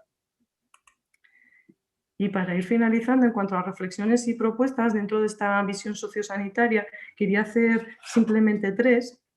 O sea, por un lado creo que el sistema sanitario necesita una vueltita de tuerca más, vamos mejorando, vamos ampliando la mirada en esa visión realmente biopsicosocial, pero necesitamos incorporarla de verdad, la visión biopsicosocial y sobre todo la visión de los pacientes, que yo creo que, bueno, a pesar de que el modelo, bueno, pues es bastante bueno, necesitamos mejorar ampliamente en integrar la visión de los pacientes, porque de otro modo lo que sucede en la parte sanitaria es que nos encontramos al final del modelo de atención en salud, de esas 3 fases, con una visión únicamente sanitaria que no da respuesta a las necesidades reales. Las necesidades van mucho más allá de lo únicamente sanitario, ¿no? Y tenemos que incorporar al paciente sí o sí. Trabajamos en equipo transdisciplinar, ¿verdad? Que lo que podían ser estas piecitas y muchas veces tenemos al paciente como enfrente, pero realmente en el centro creo que nos queda todavía por hacer un poco de recorrido. Pocas veces hacemos preguntas de este tipo, ¿no? ¿A usted realmente qué le preocupa? ¿O cuáles son sus prioridades, ¿no? Muchas veces lo que hacemos sin querer, ¿verdad? Y con buen afán, pero es proyectar nuestras aspiraciones profesionales en cómo el paciente debe mejorar, y realmente a veces nos debemos parar más a pensar en qué es lo que quieres tú, qué es lo que te gusta, cuáles son tus puntos fuertes. Muchas veces trabajamos desde la carencia, ¿no? Desde la necesidad, desde la falta, y las personas y sobre todo las familias tienen grandes puntos fuertes. Para poderlos conocer es verdad que hace falta una inversión de tiempo muy importante, pero trabajamos en equipo y entre todos vamos conociendo cuáles son los puntos fuertes de la persona y de su familia, pero pocas veces los explotamos. Tenemos que mejorar un poquito en eso, en mi humilde opinión. Y luego esta otra frase que a mí, bueno, pues me encanta porque supone trabajar desde la humildad realmente, ¿no? El sistema te puede ofrecer lo siguiente: ¿quieres que trabajemos juntos? ¿Quieres que trabajemos juntos? Pero trabajar con, no trabajar yo para ti. Trabajamos juntos en esto, realmente. Supone bajarnos del pedestal, ¿no? del todopoderoso sistema sanitario. Ya me vais a perdonar los compañeros de salud, pero supone bajarnos un poco, acercarnos en horizontal al paciente, arremangarnos codo con codo y decir: ¿quieres que trabajemos juntos en esto? ¿Cuál es tu prioridad? ¿Qué es lo que necesitas? ¿En qué te puedo apoyar? Las pocas veces o muchas que conseguimos hacer eso, realmente hacemos un equipo espectacular con el paciente y con su familia, porque realmente lo empoderamos. O sea, realmente no somos más expertos que él o que ella en su vida. Necesitamos poder transitar hacia este modelo de bajarnos un poco del pedestal y trabajar junto con el paciente y la familia. Eso en cuanto al sistema sanitario, así. Montse, te agradecería si puedes acortar en la medida de lo posible los puntos finales. Muchas gracias. Me quedan 2 diapos, ¿vale? Bien. El sistema social creo que también debe transitar, sobre todo para reducir al mínimo imprescindible lo que es toda la parte burocrática, que no es poca, es muchísima, y habría que sustituirla por una evaluación muy individualizada de necesidades, creando realmente circuitos ágiles y garantistas. ¿Qué cambios serían necesarios, así como a grosso modo? Flexibilizar los recursos. Si me puedo ofrecer un centro de día 5 horas, pero yo necesito 3, necesito 3. Y si necesito 6 horas de atención a domicilio en vez de 2, necesito 6 y no 2. Flexibilizarlo realmente para adaptarnos a las necesidades y no al revés. Agilizar el acceso, no estar pendientes de criterios burocráticos o de resoluciones 6 meses después, sino dar respuesta a las necesidades en el momento en que se generan, ofreciendo, lo que digo, paquetes de recursos temporales que no sean finalistas, no es necesario, sino lo que tiene que ser es un tránsito rápido, sencillo y ágil en función de esa necesidad individual. Y centrar sobre todo más los esfuerzos en el apoyo familiar, en empoderar a esas familias, en el retorno a lo comunitario, en fortalecer redes, en voluntariados, en bancos de tiempo. La solución no va a venir, creo yo, de recursos muy especializados, muy tecnologizados, sino de volver realmente al apoyo comunitario y a la familia. Y desde ahí la tercera recomendación o propuesta sería generar ya urgentemente alianzas y sinergias con el tercer sector, porque cubren una parte fundamental de todo este proceso de atención que ni el sistema social, ni el sanitario, ni los esfuerzos sociosanitarios entendidos desde lo público están llegando a cubrir. Y gran parte de esa laguna la cubre sin duda el tercer sector, y luego además porque representan como nadie la voz de los pacientes y son fundamentales en toda la definición de todos los procesos de atención. Siento haberme ido de tiempo y muchas gracias por atenderme. Casi nada, y muchísimas gracias por el esfuerzo particular que hiciste para poder estar esta tarde en las jornadas. Recuperamos ahora a Jaume Morera, que estaba ya presentado y que creo que solucionó sus problemas técnicos, ¿verdad, Jaume? ¿Me veis? Sí. Sí, espero que sí. A ver. Ahora, a ver. Un segundín y empiezo.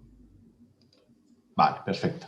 Bueno, pues ya lo que he dicho antes no me voy a repetir. Las gracias, agradecimientos y estoy impresionado por las presentaciones anteriores y espero, pues, mi presentación no se va a centrar tanto en desarrollar cómo atendemos a los pacientes, sino el marco del modelo que hemos ido desarrollando a lo largo de estos años en la Comunidad Valenciana y que estamos tratando de implementar. Algunas cosas aún están en el campo de las ideas y otras ya están bastante avanzadas.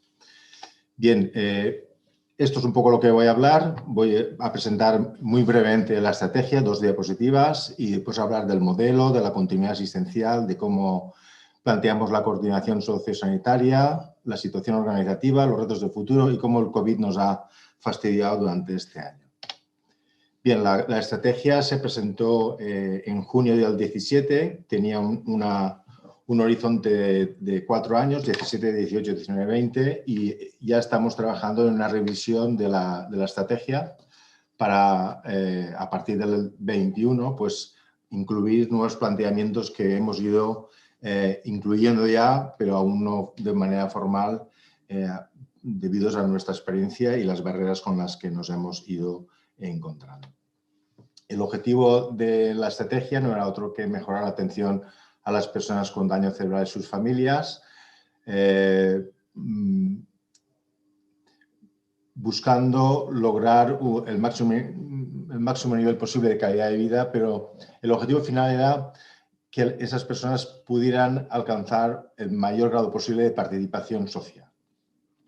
Para ello, pues, queríamos que la estrategia fuera no solo sanitaria, sino sociosanitaria, integral, integrada e individualizada, como han dicho los compañeros anteriormente, aplicar unos principios de equidad, sostenibilidad y calidad y también contribuir a la generación de conocimiento.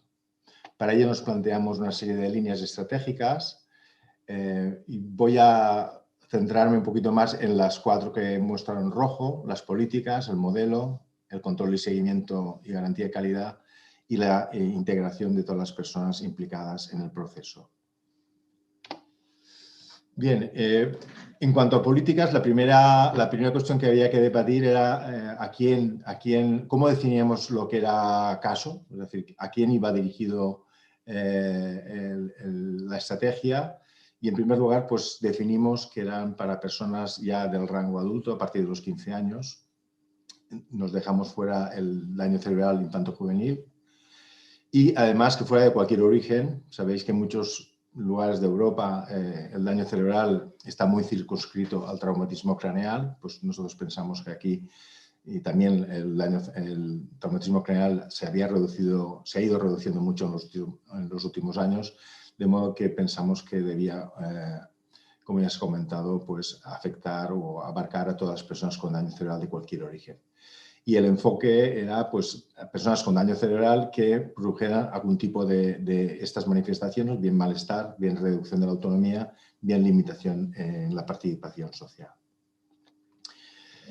Evidentemente no iba dirigido solo a las personas afectadas, sino también a sus familias, a los profesionales, a los profesionales también del ámbito social, a las asociaciones de pacientes y al voluntariado, las corporaciones municipales y todas aquellas otras personas y dispositivos que por el camino se fueran uniendo a esta estrategia. En los principios que he comentado antes, durante estos 3 años, casi 4 que llevamos, hemos añadido 2 que no estaban en la estrategia inicial, pero que era un modelo descentralizado e integrado de la atención. También partimos de una estrategia que era dirigido a población de mayor de 15 años, pero estamos trabajando ya para, en la próxima versión, añadir adultos y niños y también hacer planes específicos para situaciones específicas que son radicalmente diferentes, como la atención a personas con estados alterados de conciencia, con alteración grave de conducta y la población infantil. Y también un plan específico para atención a las familias. Esto todavía no lo tenemos, sino lo tenemos en el tintero para empezar bueno, ya hemos empezado a trabajarlo, pero para ponerlo en marcha en la próxima estrategia. También la idea para llegar más fácilmente a las personas afectadas es que fuera una estrategia distribuida o descentralizada y hemos focalizado la atención o la organización en los departamentos de salud que coinciden básicamente con las comarcas a nivel geográfico. En cuanto a calidad, hemos normalizado la asistencia, hemos creado modelos de atención individualizado, etcétera, y nos hemos decantado por la gestión de caso como modelo de atención a las personas con daño cerebral. Y para ser sostenibles hemos trabajado un contrato para atención ambulatoria, atención hospitalaria la tenemos más o menos bien enfocada, pero la atención ambulatoria es muy deficitaria y entonces hemos creado un contrato para público para que empresas o clínicas privadas puedan colaborar con los sistemas públicos para ofrecer sobre todo la atención de daño cerebral ambulatorio. Y también una cosa que está pendiente ahora es la contratación de excedentes de capacidad de los hospitales de media y larga estancia, que son los ACLES que pone aquí, para que cuando estos hospitales no puedan dar la cobertura necesaria, pues se pueda contratar atención también hospitalaria a nivel privado. Esto es la imagen de la Comunidad Valenciana, es muy alargada, por lo tanto una opción centralizada, como hay algún modelo por ahí, pues no la veíamos. Entonces sí que cada departamento de salud, que son estas pequeñas zonas, hay 24, y después en rojo está donde están los hospitales que tienen unidades de atención para daño cerebral. Si veis que también hay un sesgo, están todos en la costa y en el interior pues no hay prácticamente ninguno. Tenemos en total 141 camas para daño cerebral adquirido en hospitales de crónicos, que son estos que pone aquí: La Magdalena, Moliner Militar, Padre Jofre, La Pedrera y San Vicente. El tema es que cuando empezamos a pensar sobre la estrategia, pensamos en un enfoque de sostenibilidad. Después nos centramos en el sanitario, después en el sociosanitario, después en el sanitario social comunitario, y la visión que tenemos ahora es una visión pues integrada, intersectorial, centrada en la persona, su entorno y sus necesidades, y pensamos que en el 2021 pues podamos tener realmente una mesa o un comité intersectorial donde todos estemos sentados a la misma altura, no solo que lo sanitario no sea lo predominante, porque realmente entendemos que la vida de las personas con daño cerebral en el mundo sanitario es intensiva en los primeros meses o año y medio, pero les quedan muchos años de trabajo en el que la parte sociosanitaria y comunitaria es más relevante todavía que la sanitaria. Por lo tanto, debemos ser capaces de sentarnos y buscar soluciones entre todos. En cuanto al modelo, me voy a extender un poquito más aquí. Nos hemos basado en una estructura organizativa en red y una formación de equipos de asistencia multidisciplinar. Nosotros seguimos llamando multidisciplinar, pero bueno, entendemos que transdisciplinar es mejor. Y la metodología de trabajo es gestión de caso, y eso implica que cada paciente debe tener identificado un responsable o un gestor de su situación en todo momento. En cuanto a la estructura organizativa, esto es un poco la idea. Cuando una persona sale de la fase aguda, pues se encuentra con un montón de dispositivos que pueden ofrecerle cosas, pero es incapaz generalmente de orientarse en toda esta amalgama de dispositivos y tal, ¿no? Realmente lo que hace esa persona es, a lo largo de los años, discurrir de forma recurrente y una cosa detrás de la otra por los diversos dispositivos, y el problema que tenemos es que estos centros o estos dispositivos asistenciales están desconectados entre sí y genera muchos problemas para las personas poder alcanzar los servicios que necesita para discurrir en su proceder social. La idea sería crear redes sociales en el que de una forma organizada se conectaran todos estos centros, y ahora os mostraré un poquito el ejemplo, y de forma que cuando la persona discurriera por este sistema, pues lo hiciera de una forma en la que la información le sigue y las personas que trabajan o que desarrollan su actividad profesional en estos centros pues estén coordinadas y puedan tener toda la información necesaria para dar la mejor cobertura a sus necesidades. Este es el modelo que creamos inicialmente, es un modelo centrado en los departamentos. En el centro hay un hospital, el hospital departamental, con urgencias, hospitalización, rehabilitación, neurología y psicología. y a partir de ahí distribuye trabajo a otros destinos, a centros terciarios, residenciales, a unidades de neurorehabilitación, y debería comunicarse con recursos comunitarios, con el domicilio, etcétera, etcétera, ¿no? En los recursos comunitarios incluimos a la familia y las asociaciones, pero con el transcurso del tiempo nos hemos dado cuenta que es necesario incorporar también a las corporaciones municipales y definir un nuevo papel, que es el papel de gestor comunitario, porque pensamos que tras esa fase primera sanitaria, en la que efectivamente hay un gestor sanitario, que suele ser una enfermera, puede ser un fisioterapeuta también, una vez pasada esa fase necesita de otra figura más anclada en la sociedad y en los recursos que allí disponen, y pensamos que el gestor comunitario podría ser una figura más relevante y que pueda gestionar mejor las necesidades de los pacientes y las familias.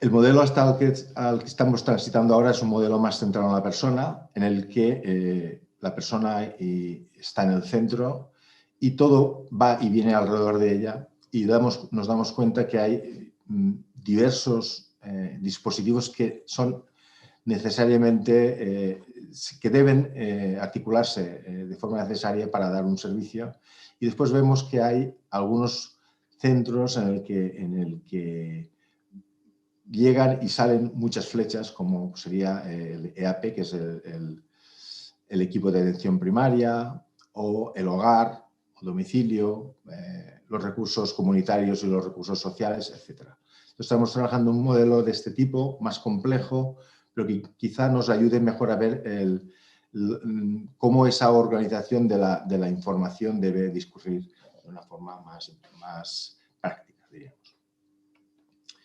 En cuanto al equipo, pues el equipo asistencial que se contempló inicialmente en la estrategia es un equipo, es el verde, es un equipo muy sanitario, y con el transcurrir del tiempo pues hemos ido incorporando otros colectivos, como son las asociaciones, las corporaciones todavía no las hemos incorporado, las tenemos que incorporar, las instituciones de lo social y otros que también deberán incorporarse, pues si incorporamos, por ejemplo, el infantil, pues el sector educativo y trabajo.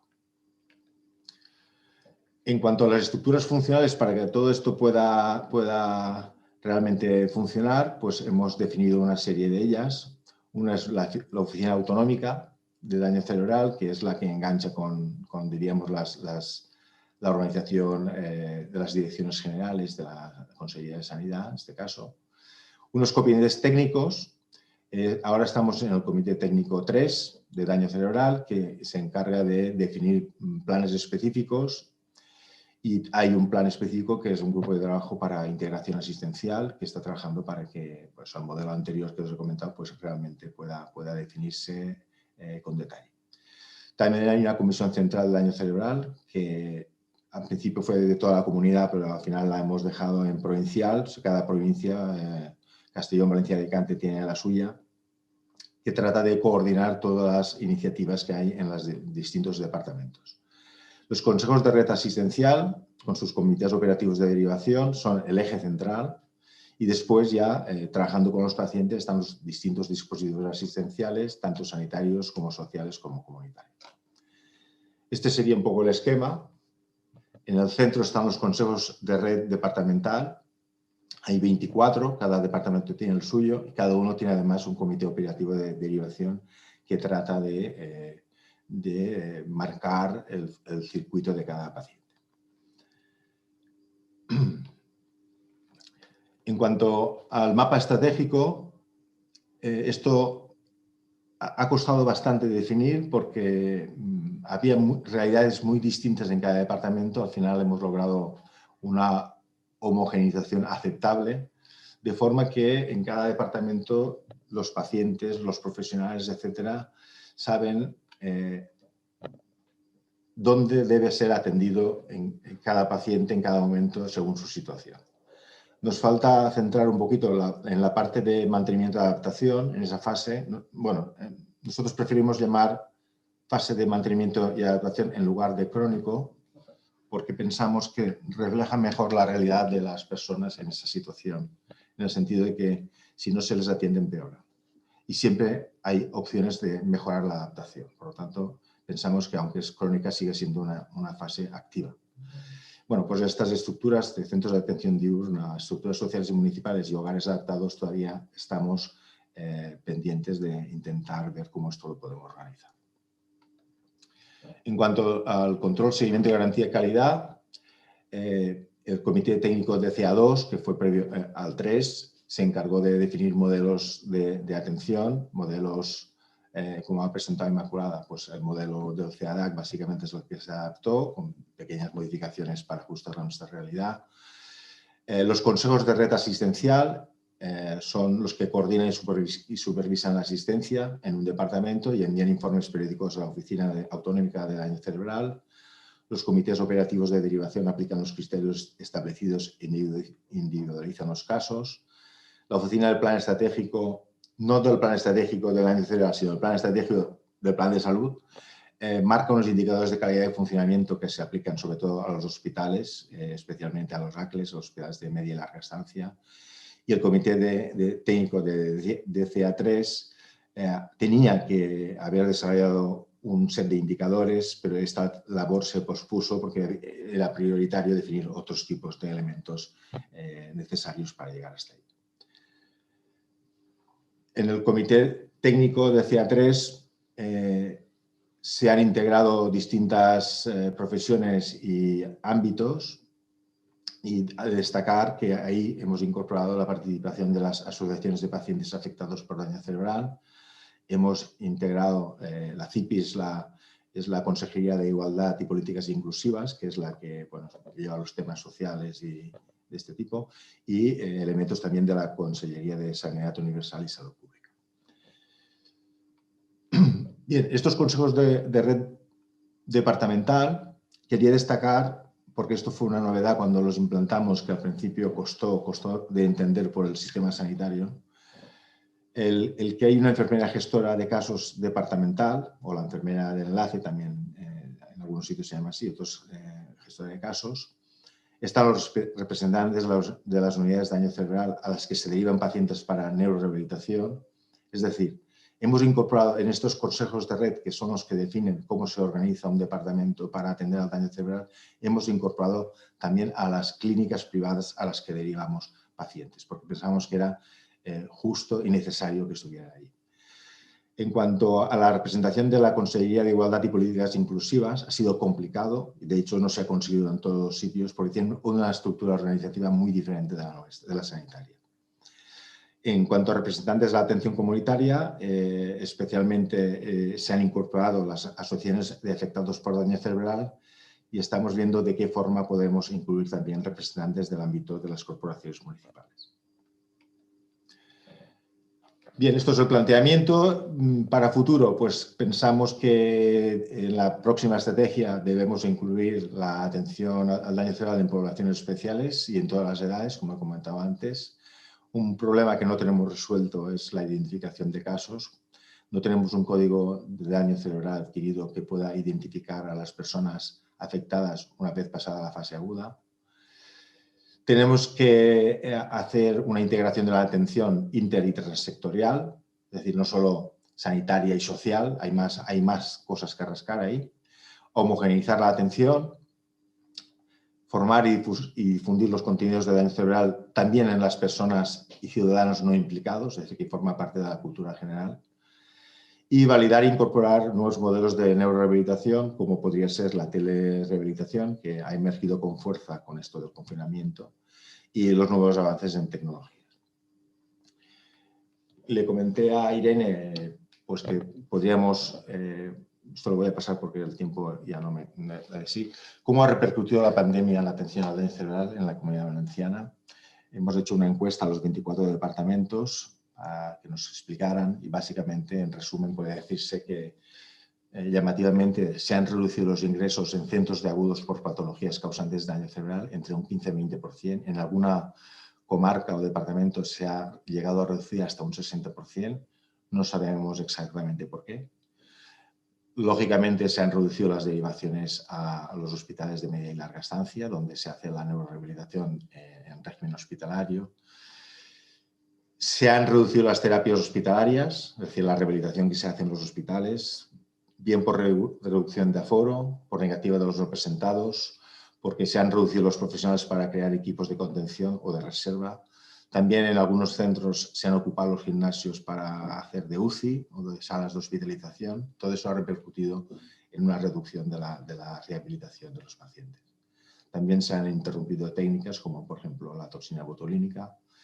Y en cuanto al tema de la rehabilitación ambulatoria, pues había un cese brusco, ha generado muchos problemas, se ha tenido que readaptar todo. Después del confinamiento ha habido un rebote de esta modalidad. Y la verdad es que la telerehabilitación ambulatoria se ha puesto en marcha en muchos lugares con experiencias muy dispares, pero sí que podríamos decir que básicamente coinciden en una evaluación positiva por parte de todas las partes. Aunque sí que es verdad que no se contempla como una opción general, sino que habría que definir unos criterios de indicación. Está claro que la neuropsicología y la logopedia pueden funcionar bastante bien. La terapia ocupacional puede funcionar muy bien, incluso mejor que antes, en temas de adaptación al hogar. Pero, por ejemplo, en temas de entrenamiento y destreza del miembro superior es complicado. Y la fisioterapia solo sería útil en casos en fase avanzada de recuperación, donde pues, se trata de adaptar las mejoras al ámbito funcional del hogar o del entorno propio. Todos coinciden en que es necesaria una combinación con la presencial, con solo la online no es suficiente, especialmente las valoraciones y revaloraciones. Requiere más tiempo y esfuerzo por parte de los profesionales, puesto que tienen que preparar material nuevo. También las actividades grupales, que muchas veces son beneficiosas, sobre todo en fases avanzadas, pues son muy difíciles de hacer, nos centramos en lo individual. Requiere mucha colaboración por parte de pacientes y apoyo familiar y también de un soporte y manejo tecnológico específico que algunas familias y pacientes no tienen. Bueno, pues esto es un poquito todo, son los 20 minutos que habéis pedido y estoy disponible para las preguntas que queráis que aclaremos. Muchas gracias. Muchísimas gracias, Jaume. Pues por ahora tenemos 3 preguntas lanzadas. La primera está dirigida a Inmaculada. La fórmula Fidel Castro Rodríguez, que es miembro de nuestra junta directiva de FEGADACE, y nos pregunta: ¿las intervenciones del centro son homogéneas a nivel geográfico o por estar en Madrid existe algún sesgo? ¿Qué dicen los datos sobre esto?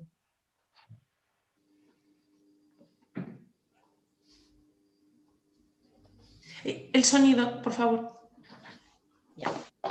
Gracias. Bueno, vamos a ver. En principio, la atención debe ser homogénea. Es decir, los programas individuales están centrados en la persona, no de dónde viene la persona.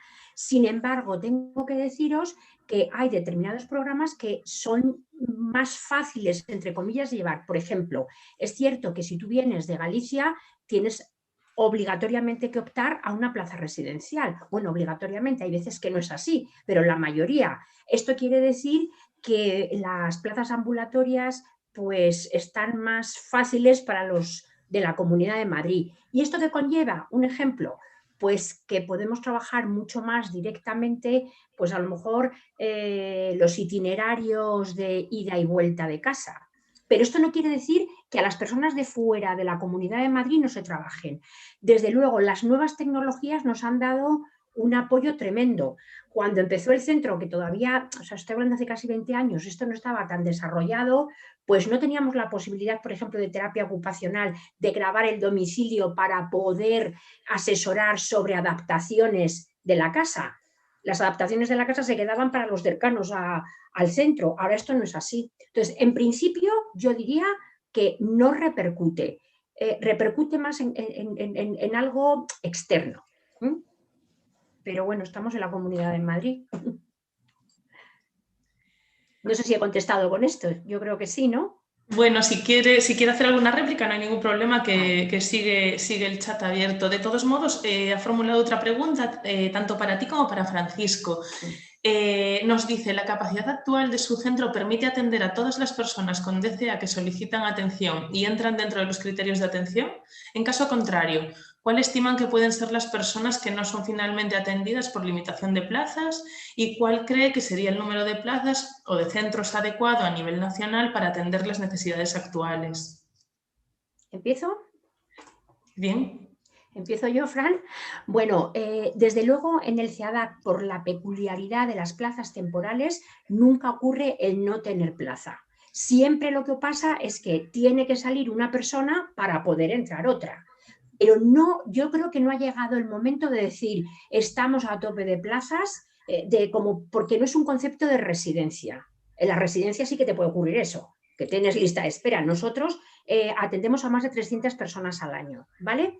Por lo tanto, no ocurre con esa precisión de no entras porque no tienes plaza. Ahora bien, dicho esto y uniendo con el principio de mi ponencia o de mi intervención, sí que es verdad que lo ideal sería, en mi opinión, esto es una opinión mía personal, que en todas las comunidades autónomas, al menos, y si pudiera ser en todas las provincias mejor, pudiera haber una atención con este modelo de atención, valga la redundancia.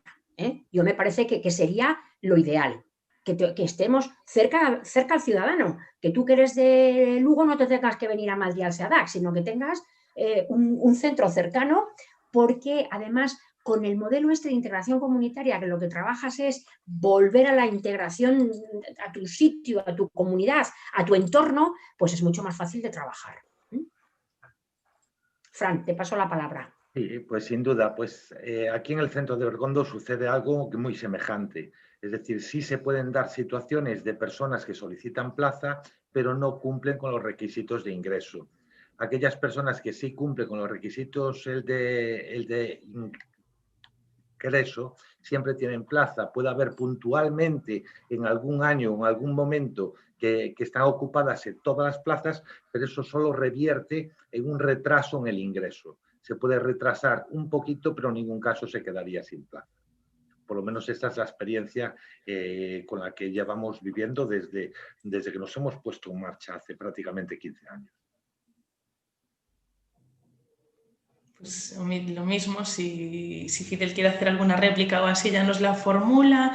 Mientras tanto, para Jaume, ¿cuál cree que debiera ser el papel principal de las asociaciones de personas con daño cerebral y familias en un escenario de recursos públicos de atención integral desarrollado? Bueno, el papel de las asociaciones, primero, darles una silla para sentarse junto a los demás. Cuando empezamos en el modelo nuestro, que empezó siendo muy sanitario, y planteamos la participación de las asociaciones en los consejos de red, pues había muchas reticencias por parte de los profesionales del sistema sanitario. Esto después, cuando ya ha funcionado, se ha visto que el que están las asociaciones representando la voz del paciente, en donde se deciden las cosas de los pacientes, pues es algo enormemente positivo. También se ha planteado cómo participar las asociaciones desde la fase aguda. Ahí también ha habido reticencias y hay alguna experiencia en que la asociación ha hecho un convenio con los hospitales para estar ahí desde el primer momento, y también las experiencias hasta ahora, ha habido 2, no es que sean muchas, pero son también valoradas positivamente. En cuanto a dentro del complejo de lo que es la atención al daño cerebral de una forma longitudinal, no solamente al principio, el papel de las asociaciones es muy importante porque aparte de las actividades de información o de entretenimiento o aire libre, etcétera, hay una parte importante que el sistema sanitario hoy en día no llega, que es la fase de mantenimiento y adaptación, que requiere también fisioterapeutas, logopedas, terapeutas ocupacionales, neuropsicólogos, pero cuya función no es tanto la fase inicial, que nosotros le llamamos rehabilitación sanitaria, es un término que nos hemos inventado para diferenciarla de la rehabilitación que requieren los pacientes de mantenimiento. Y eso, pues hay asociaciones fuertes que lo pueden ofrecer, otras que no llegan ahí porque no tienen tantos recursos, pero es un papel importante que pueden tener en cuanto a atender a las personas con daño cerebral de una forma más prolongada, ¿no? Que yo lo veo así. Tenemos otra pregunta para Inmaculada. Nos dice, ¿podría explicar en qué consiste el programa de deporte enfocado desde la rehabilitación? Muchas gracias y enhorabuena a todos por las ponencias. Muchas gracias por la pregunta y por la enhorabuena. Bueno, el programa de daño cerebral, que además fue premiado por la escuela, por el antiguo INEF, que creo que ahora se llama de otra manera, pero vamos, la antigua licenciatura de Educación Física, es utilizar el deporte no como una ocupación de tiempo, sino si estamos trabajando, un ejemplo, miembro superior, a lo mejor podemos hacer validad ecológica utilizando una raqueta con el miembro superior. Y esto así se va enfocando por todos los deportes posibles. ¿Esto qué es lo que exige? Exige un profesional experto en educación física, en deporte, y exige que esté dentro del equipo transdisciplinar en tanto en cuanto lo que está haciendo es apoyando el programa. Puede ser en fisioterapia, con movilidad, puede ser en neuropsicología, con orientación espacial, con coordinación, en fin, yo creo que ocupa todo. La cosa no es ocupar mi tiempo libre, es apoyar lo que estoy trabajando en los talleres que lidera otro profesional. Y una cosa muy importante y que me parece que tiene mucho valor, es que en ese taller se está trabajando la salida del centro y lo que sí que se consigue es que ocupen, ahí sí que hablo de ocupar, que después de salir de la rehabilitación hay un club, que aquí, hilo con la primera pregunta, es verdad que el club está en Madrid, pero que este club podría existir igualmente en otras ciudades, no os digo en otras comunidades autónomas, en otras ciudades, y se enganchan con un deporte y hay continuidad. A lo mejor no es necesario estar toda la vida en fisioterapia, o sí, pero de lo que no cabe duda es que el deporte es un complemento fundamental. No sé si veis bien la diferencia. De todas maneras, tenemos publicada una guía que lo explica bastante bien en la página web. O sea, que si tenéis interés, para no alargarme, yo creo que si queréis podéis ir a la guía y lo explica bastante bien. Gracias. Con esto yo creo que está contestada. Sí, gracias. Tenemos dos preguntas más de Begoña Armida, la directora de FEGADACE, que nos dice, bueno, para todos, para quien quiera responder, ¿cuál es tu opinión acerca de la pertinencia de implantar centros de referencia tipo CEADAC a nivel autonómico? Es algo que se baraja en comunidades como Galicia, pero no llega a haber acuerdo sobre su pertinencia o no. Contesto por referencia, os digo mi opinión. Yo entiendo que no es necesario lo que es un centro de referencia, con el único objetivo, os insisto, de exportar buenas prácticas. Mira, un ejemplo que pongo yo siempre, en el CEADAC pusimos una sala Snöchelen, una sala multisensorial, con evidencia científica de que en personas con demencia era muy efectiva y en personas con discapacidad intelectual también. ¿Era para daño cerebral adquirido? Bueno, pues hemos hecho lo hemos comprado, hemos hecho una inversión y estamos ahora mismo evidenciando si realmente es operativa o no. Os adelanto que parece que sí, pero a lo mejor no es necesario que todas y cada una de las organizaciones hagan una inversión en sala multisensorial si hemos comprobado que no. ¿Entendéis la diferencia? Entonces, centros de referencia tipo CEADAC a mí no me parece que sea necesario. Es más, eso lo que nos daría pie es a diversificar opiniones. Yo entiendo que no. ¿Hacen falta, no CEADAC, hacen falta centros de promoción de autonomía personal en todas las comunidades autónomas? Sin duda. ¿Estos centros tendrían que dar formación? Pues claro que sí. Todos tenemos que nutrirnos, pero no parece que lo de referencia, si la referencia no la da el título del centro, la referencia nos la tenéis que dar vosotros, las personas usuarias, los profesionales, la sociedad en general. Entonces yo de referencia no, ahora de atención sin duda. Mi opinión. Yo comparto la opinión de Inmaculada. Yo creo que todos los territorios o comunidades tienen la obligación de dar la atención a los ciudadanos, una atención sanitaria, sociosanitaria y coordinada, etcétera, etcétera, y que eso es una obligación ineludible. Hemos tardado bastante en reaccionar, pero bueno, lo estamos haciendo, ¿no? pero estoy de acuerdo con Irma. Sí.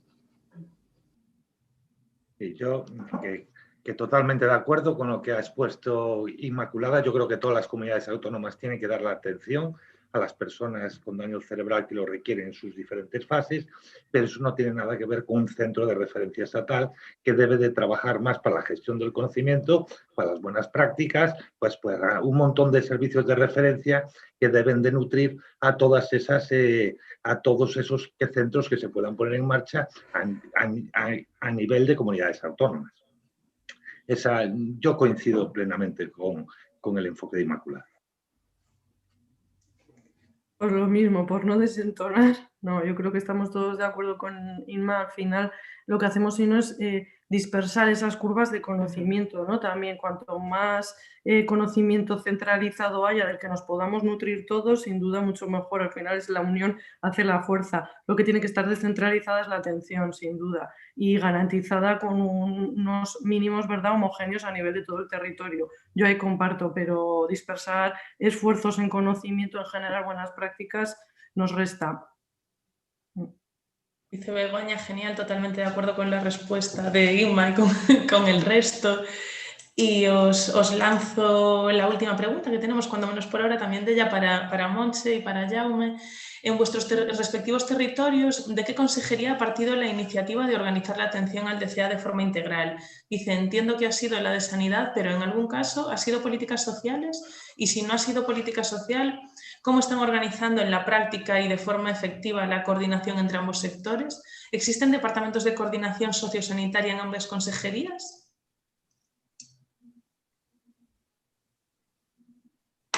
¿Hablas tú? Creo que Monse tiene algún problema con la conexión, ya nos avisó hace un momentito. Si puedes contestar tú primero. Sí, bueno, pues, yo, me da igual. Gracias. Sí. ¿Hablo yo o Monse? Sí, Bueno, sí, tú, Jaume, mientras Monse recupera. Sí. Vale, de acuerdo. En nuestro caso, nace del sistema sanitario. Y nace, hay que ser honestos decirlo, nace porque había un gasto descontrolado en atención ambulatoria por actividad no concertada, externalizada. Había un gasto de 15 millones de euros y no sabíamos muy bien eso, en qué nos estamos gastando ese dinero. O sea, parte con una visión economicista y poco a poco, a medida que vamos rascando, vamos a encontrarnos por el camino con otros sectores que participan ya no en la fase aguda o subaguda tan intensamente, sino en otras fases. Y hemos tenido que ir incorporándolos. Hemos tenido muchos problemas con la participación de bienestar social, que aquí se llama CIPI, pero bueno. ¿Por qué? Pues porque ellos tienen una estructura organizativa muy diferente, no están organizados comarcalmente, o sea, de forma departamental. Y también, pues porque ellos no se sintieron invitados a la estrategia cuando la desarrollamos.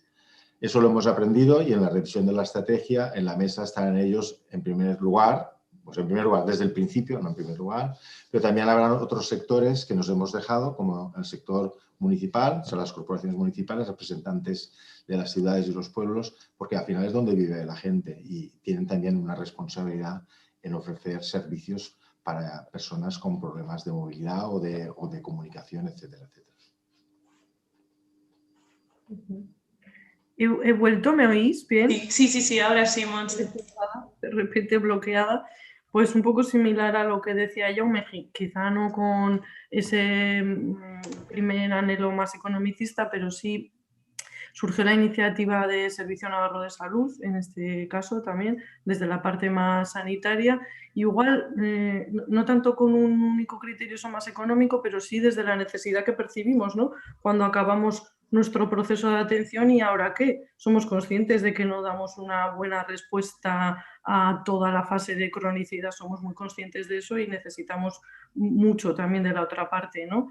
Sí que es verdad que en nosotros tampoco desde el inicio se ha integrado esa participación de derechos sociales de nuestro Departamento de Gobierno de Navarra de Derechos Sociales, no están desde el inicio participando en la definición del proceso de atención integrada, salvo, bueno, la participación que puedo tener yo como nexo de unión con el otro departamento. Yo sí que soy coordinación sociosanitaria del Servicio Navarro de Salud y de la misma manera, al otro lado, en el Departamento de Derechos Sociales, hay una persona que hace coordinación sociosanitaria hacia este lado, con lo cual, bueno, pues estas dos figuras sí que encajan bastante a la perfección y trabajamos juntas en casi todos los proyectos que vamos definiendo, ¿eh? Y este va a ser uno de ellos, sin duda.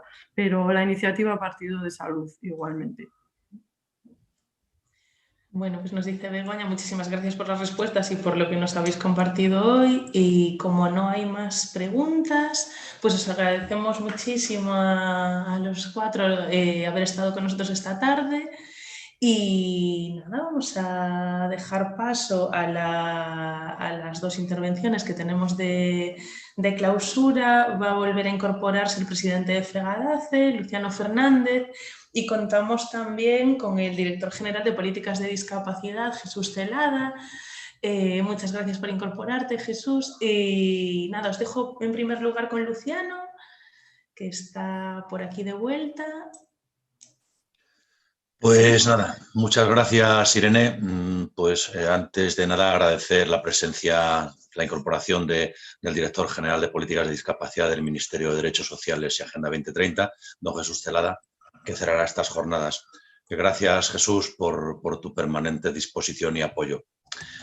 Bien, pues hemos llegado al final de la jornada de hoy y al final de estas 3 jornadas en las que hemos tratado de poner sobre la mesa la mayor parte de las aristas de las caras que conforman este polígono irregular que es el daño cerebral adquirido, en todas sus fases.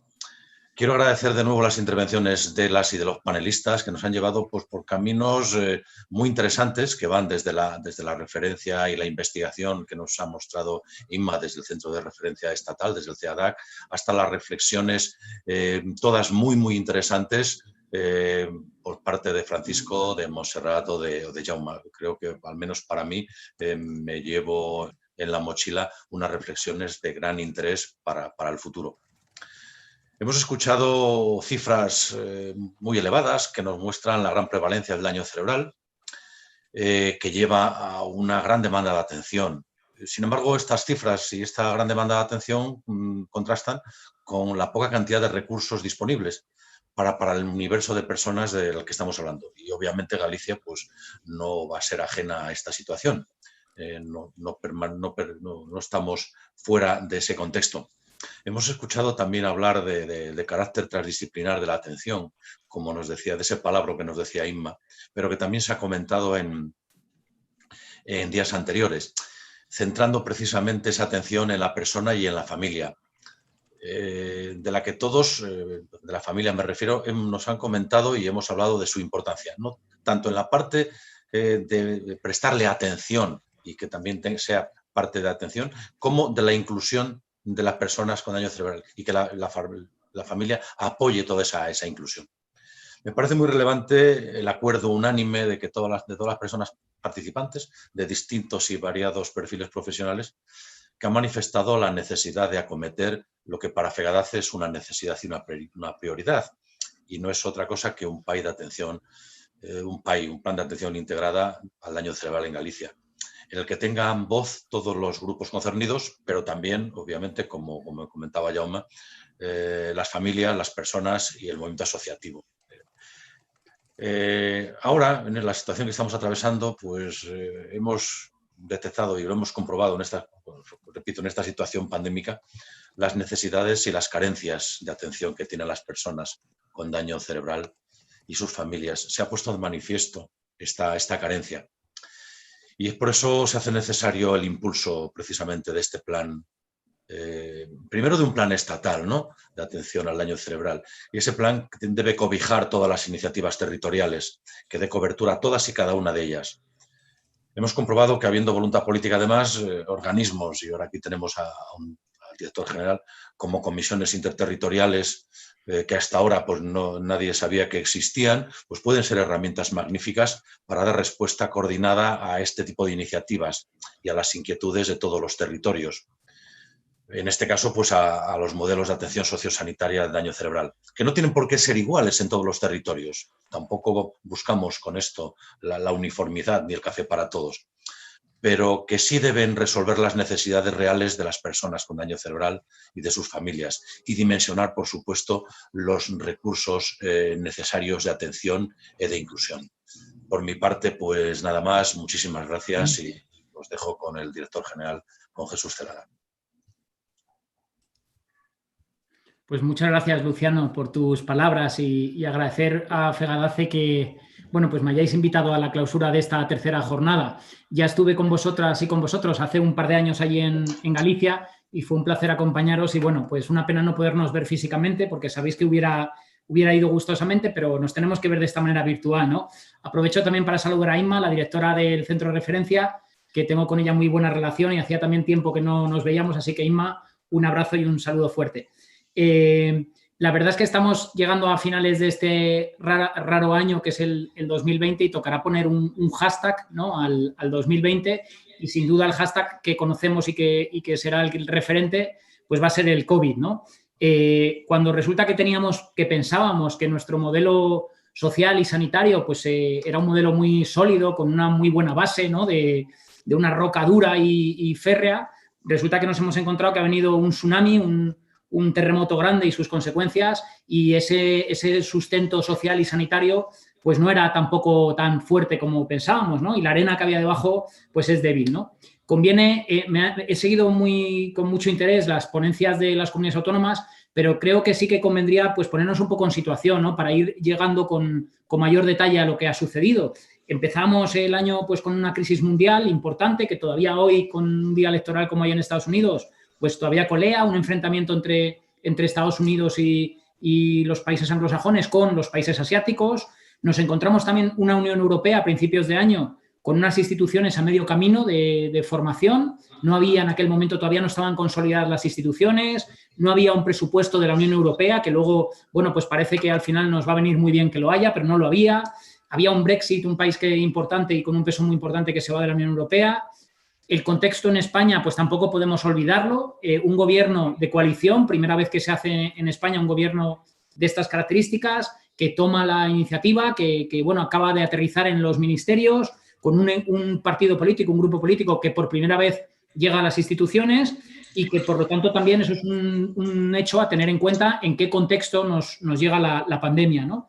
Y luego, además, nos llega a un país en el que no podemos dudarlo, pero hay unas competencias repartidas con las comunidades autónomas que, además, precisamente en donde más ataca la pandemia, que es en lo social y en lo sanitario, es donde las competencias todavía son más, están más repartidas hacia las comunidades, ¿no? Con lo cual, en ese contexto de un entorno mundial como el que había, un escenario europeo, una situación en España y una temática, lo social y lo sanitario, a la que afecta el COVID, pues así nos llega el estado de alarma. He de deciros que en discapacidad me parece importante compartir con todas vosotras y todos vosotros lo que hemos vivido en estos meses, ¿no? de pandemia y de confinamiento y, bueno, pues lo que todavía vamos arrastrando, aunque hemos mejorado mucho la situación de allá del mes de marzo a ahora, pero claro, en el mes de marzo nos enfrentamos, fijaros, con el primer gran problema que fue el de los propios medios de comunicación, que no eran accesibles, las personas con deterioro cognitivo, con discapacidad auditiva y con alguna discapacidad sensorial no podían seguir las noticias, muchas de las noticias, porque estas no eran accesibles, ¿no? Hubo que reaccionar rápido y convencer a las cadenas de televisión que emitían pues esas ruedas de prensa tan importantes que todos seguíamos tan de cerca, pues que los mensajes fueran lo más accesibles para todos, ¿no? Y para todas.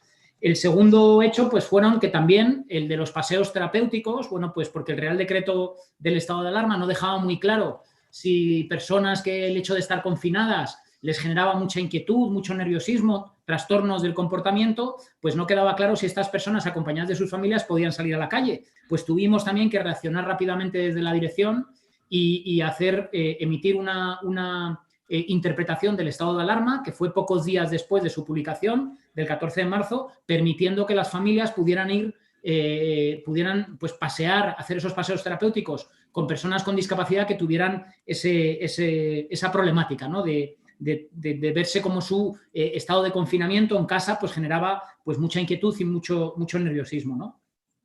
Luego llegó una situación también grave, ¿no? Que tampoco se ha hablado mucho y que también desde Discapacidad lo hemos demandado constantemente.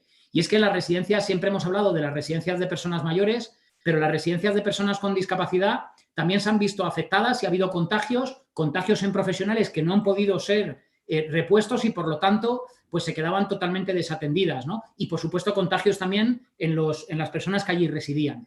La cuarta barrera a la que hemos tenido, que también la habréis comentado y la conoceréis, pues lo grave que fue que personas con deterioro cognitivo y personas con discapacidad intelectual se pusieran tan malas que tuvieran que ir a las UCIs, y ha habido, bueno, pues alguna recomendación de alguna sociedad médica que decía que personas con discapacidad, con deterioro cognitivo y con trastorno, con discapacidad intelectual, pues no, parece que no tenían derecho a las UCIs, ¿no? Y que se hacía ese famoso triaje y no podían acceder a los recursos para salvar su vida, como si las personas con discapacidad, pues su vida valiera menos, ¿no? Ahí también, bueno, pues el Ministerio de Sanidad tuvo que hacer un ejercicio rápido de emitir una serie de recomendaciones y evitar que esto sucediera. Pasó en alguna comunidad que nos llegó pues esta queja importante y grave, ¿no? Que viola además el artículo 12 de la Constitución de la Convención de las Personas con Discapacidad. Y ya lo último fue ver cómo en periodo de confinamiento tan alargado en el tiempo, pues los servicios de rehabilitación y servicios terapéuticos pues se vieron completamente paralizados,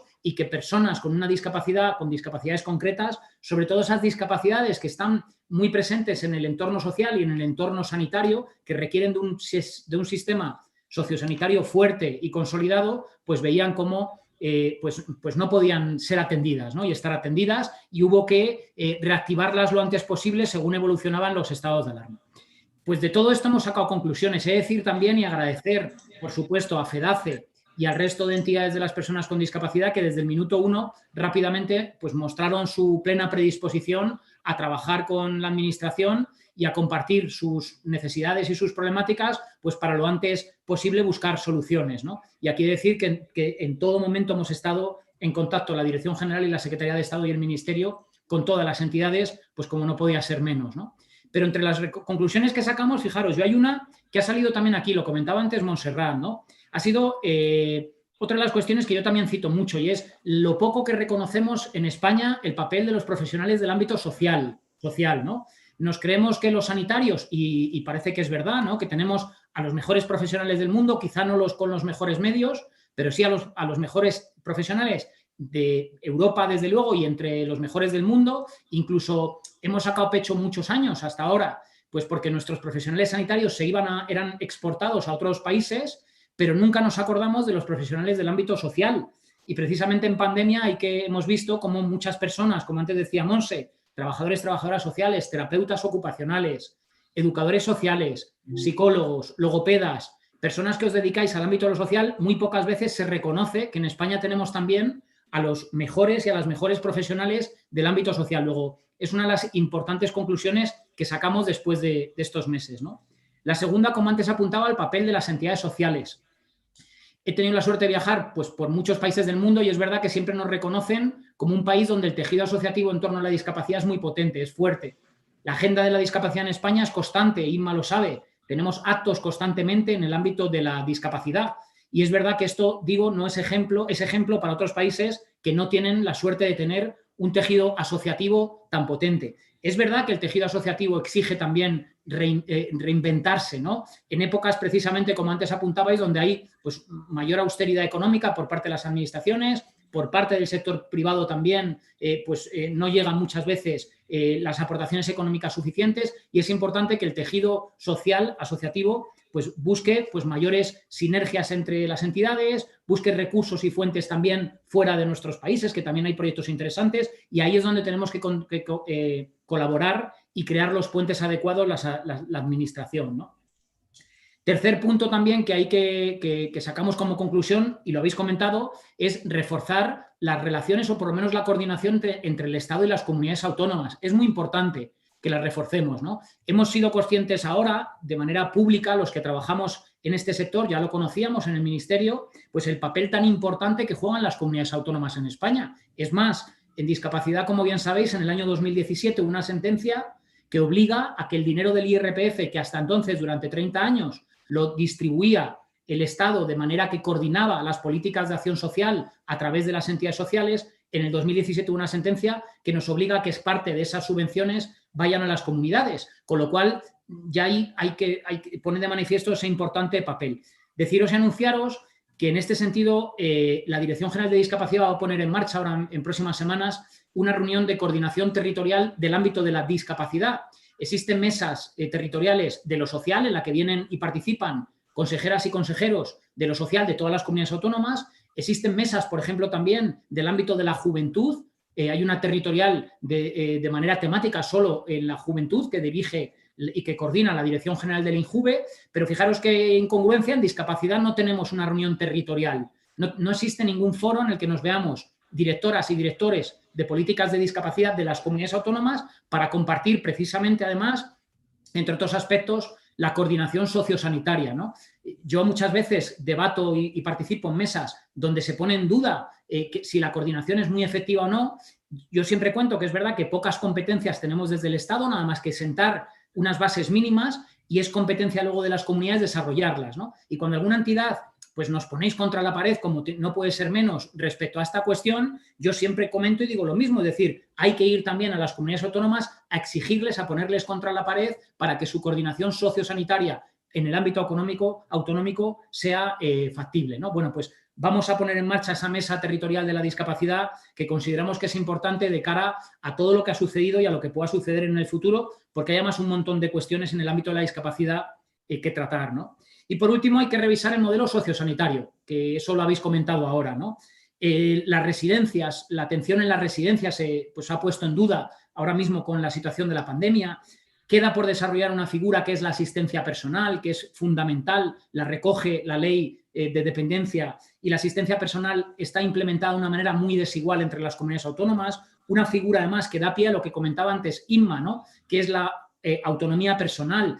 No podemos pensar en crear un centro de referencia estatal en cada comunidad autónoma o un centro de referencia autonómico en el ámbito del daño cerebral, pero sí que cabe pensar la creación de mecanismos y de espacios donde se hable y se genere y se trabaje por la autonomía personal. Y esa autonomía personal pasa porque la figura del asistente personal, insisto, que está recogida en la ley de dependencia, pues se trabaje, se desarrolle y en las comunidades autónomas haya unos mínimos criterios para su aplicación, evitando esa enorme comparativa y enorme agravio que se genera cuando vemos datos entre las distintas comunidades autónomas, ¿no? Y, por supuesto, pasa también por trasladarle a los profesionales de los dos ámbitos, de lo social y de lo sanitario, en igualdad de condiciones, ¿no? Trasladarles la importancia de ser innovadores en estas políticas. Y ahí es donde estáis muchos de los proyectos que habéis presentado aquí, que son las buenas prácticas que tienen que ser compartidas con las comunidades autónomas, ¿no?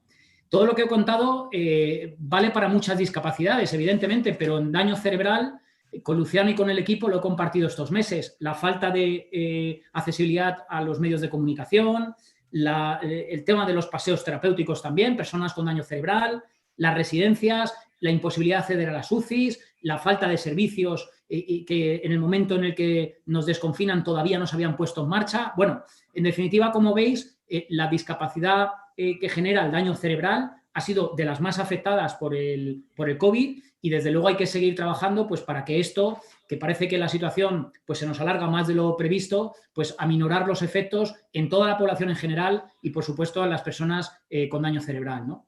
Agradeceros a Luciano, por supuesto, y a Fegadace la invitación. Insisto, una pena no vernos físicamente, que seguro, Luciano, que nos podremos ver de aquí a unos meses. Muchas gracias. Muchas gracias, Luciano, muchas gracias, Jesús, y con esto pues despedimos estas jornadas de 2020 y nos emplazamos al año que viene, no sabemos si online o presencialmente. Muchas gracias a todas las personas asistentes por acompañarnos. Os recordamos que os hemos enviado una encuesta de valoración que os agradeceríamos muchísimo si pudierais cubrir. Gracias otra vez y hasta pronto.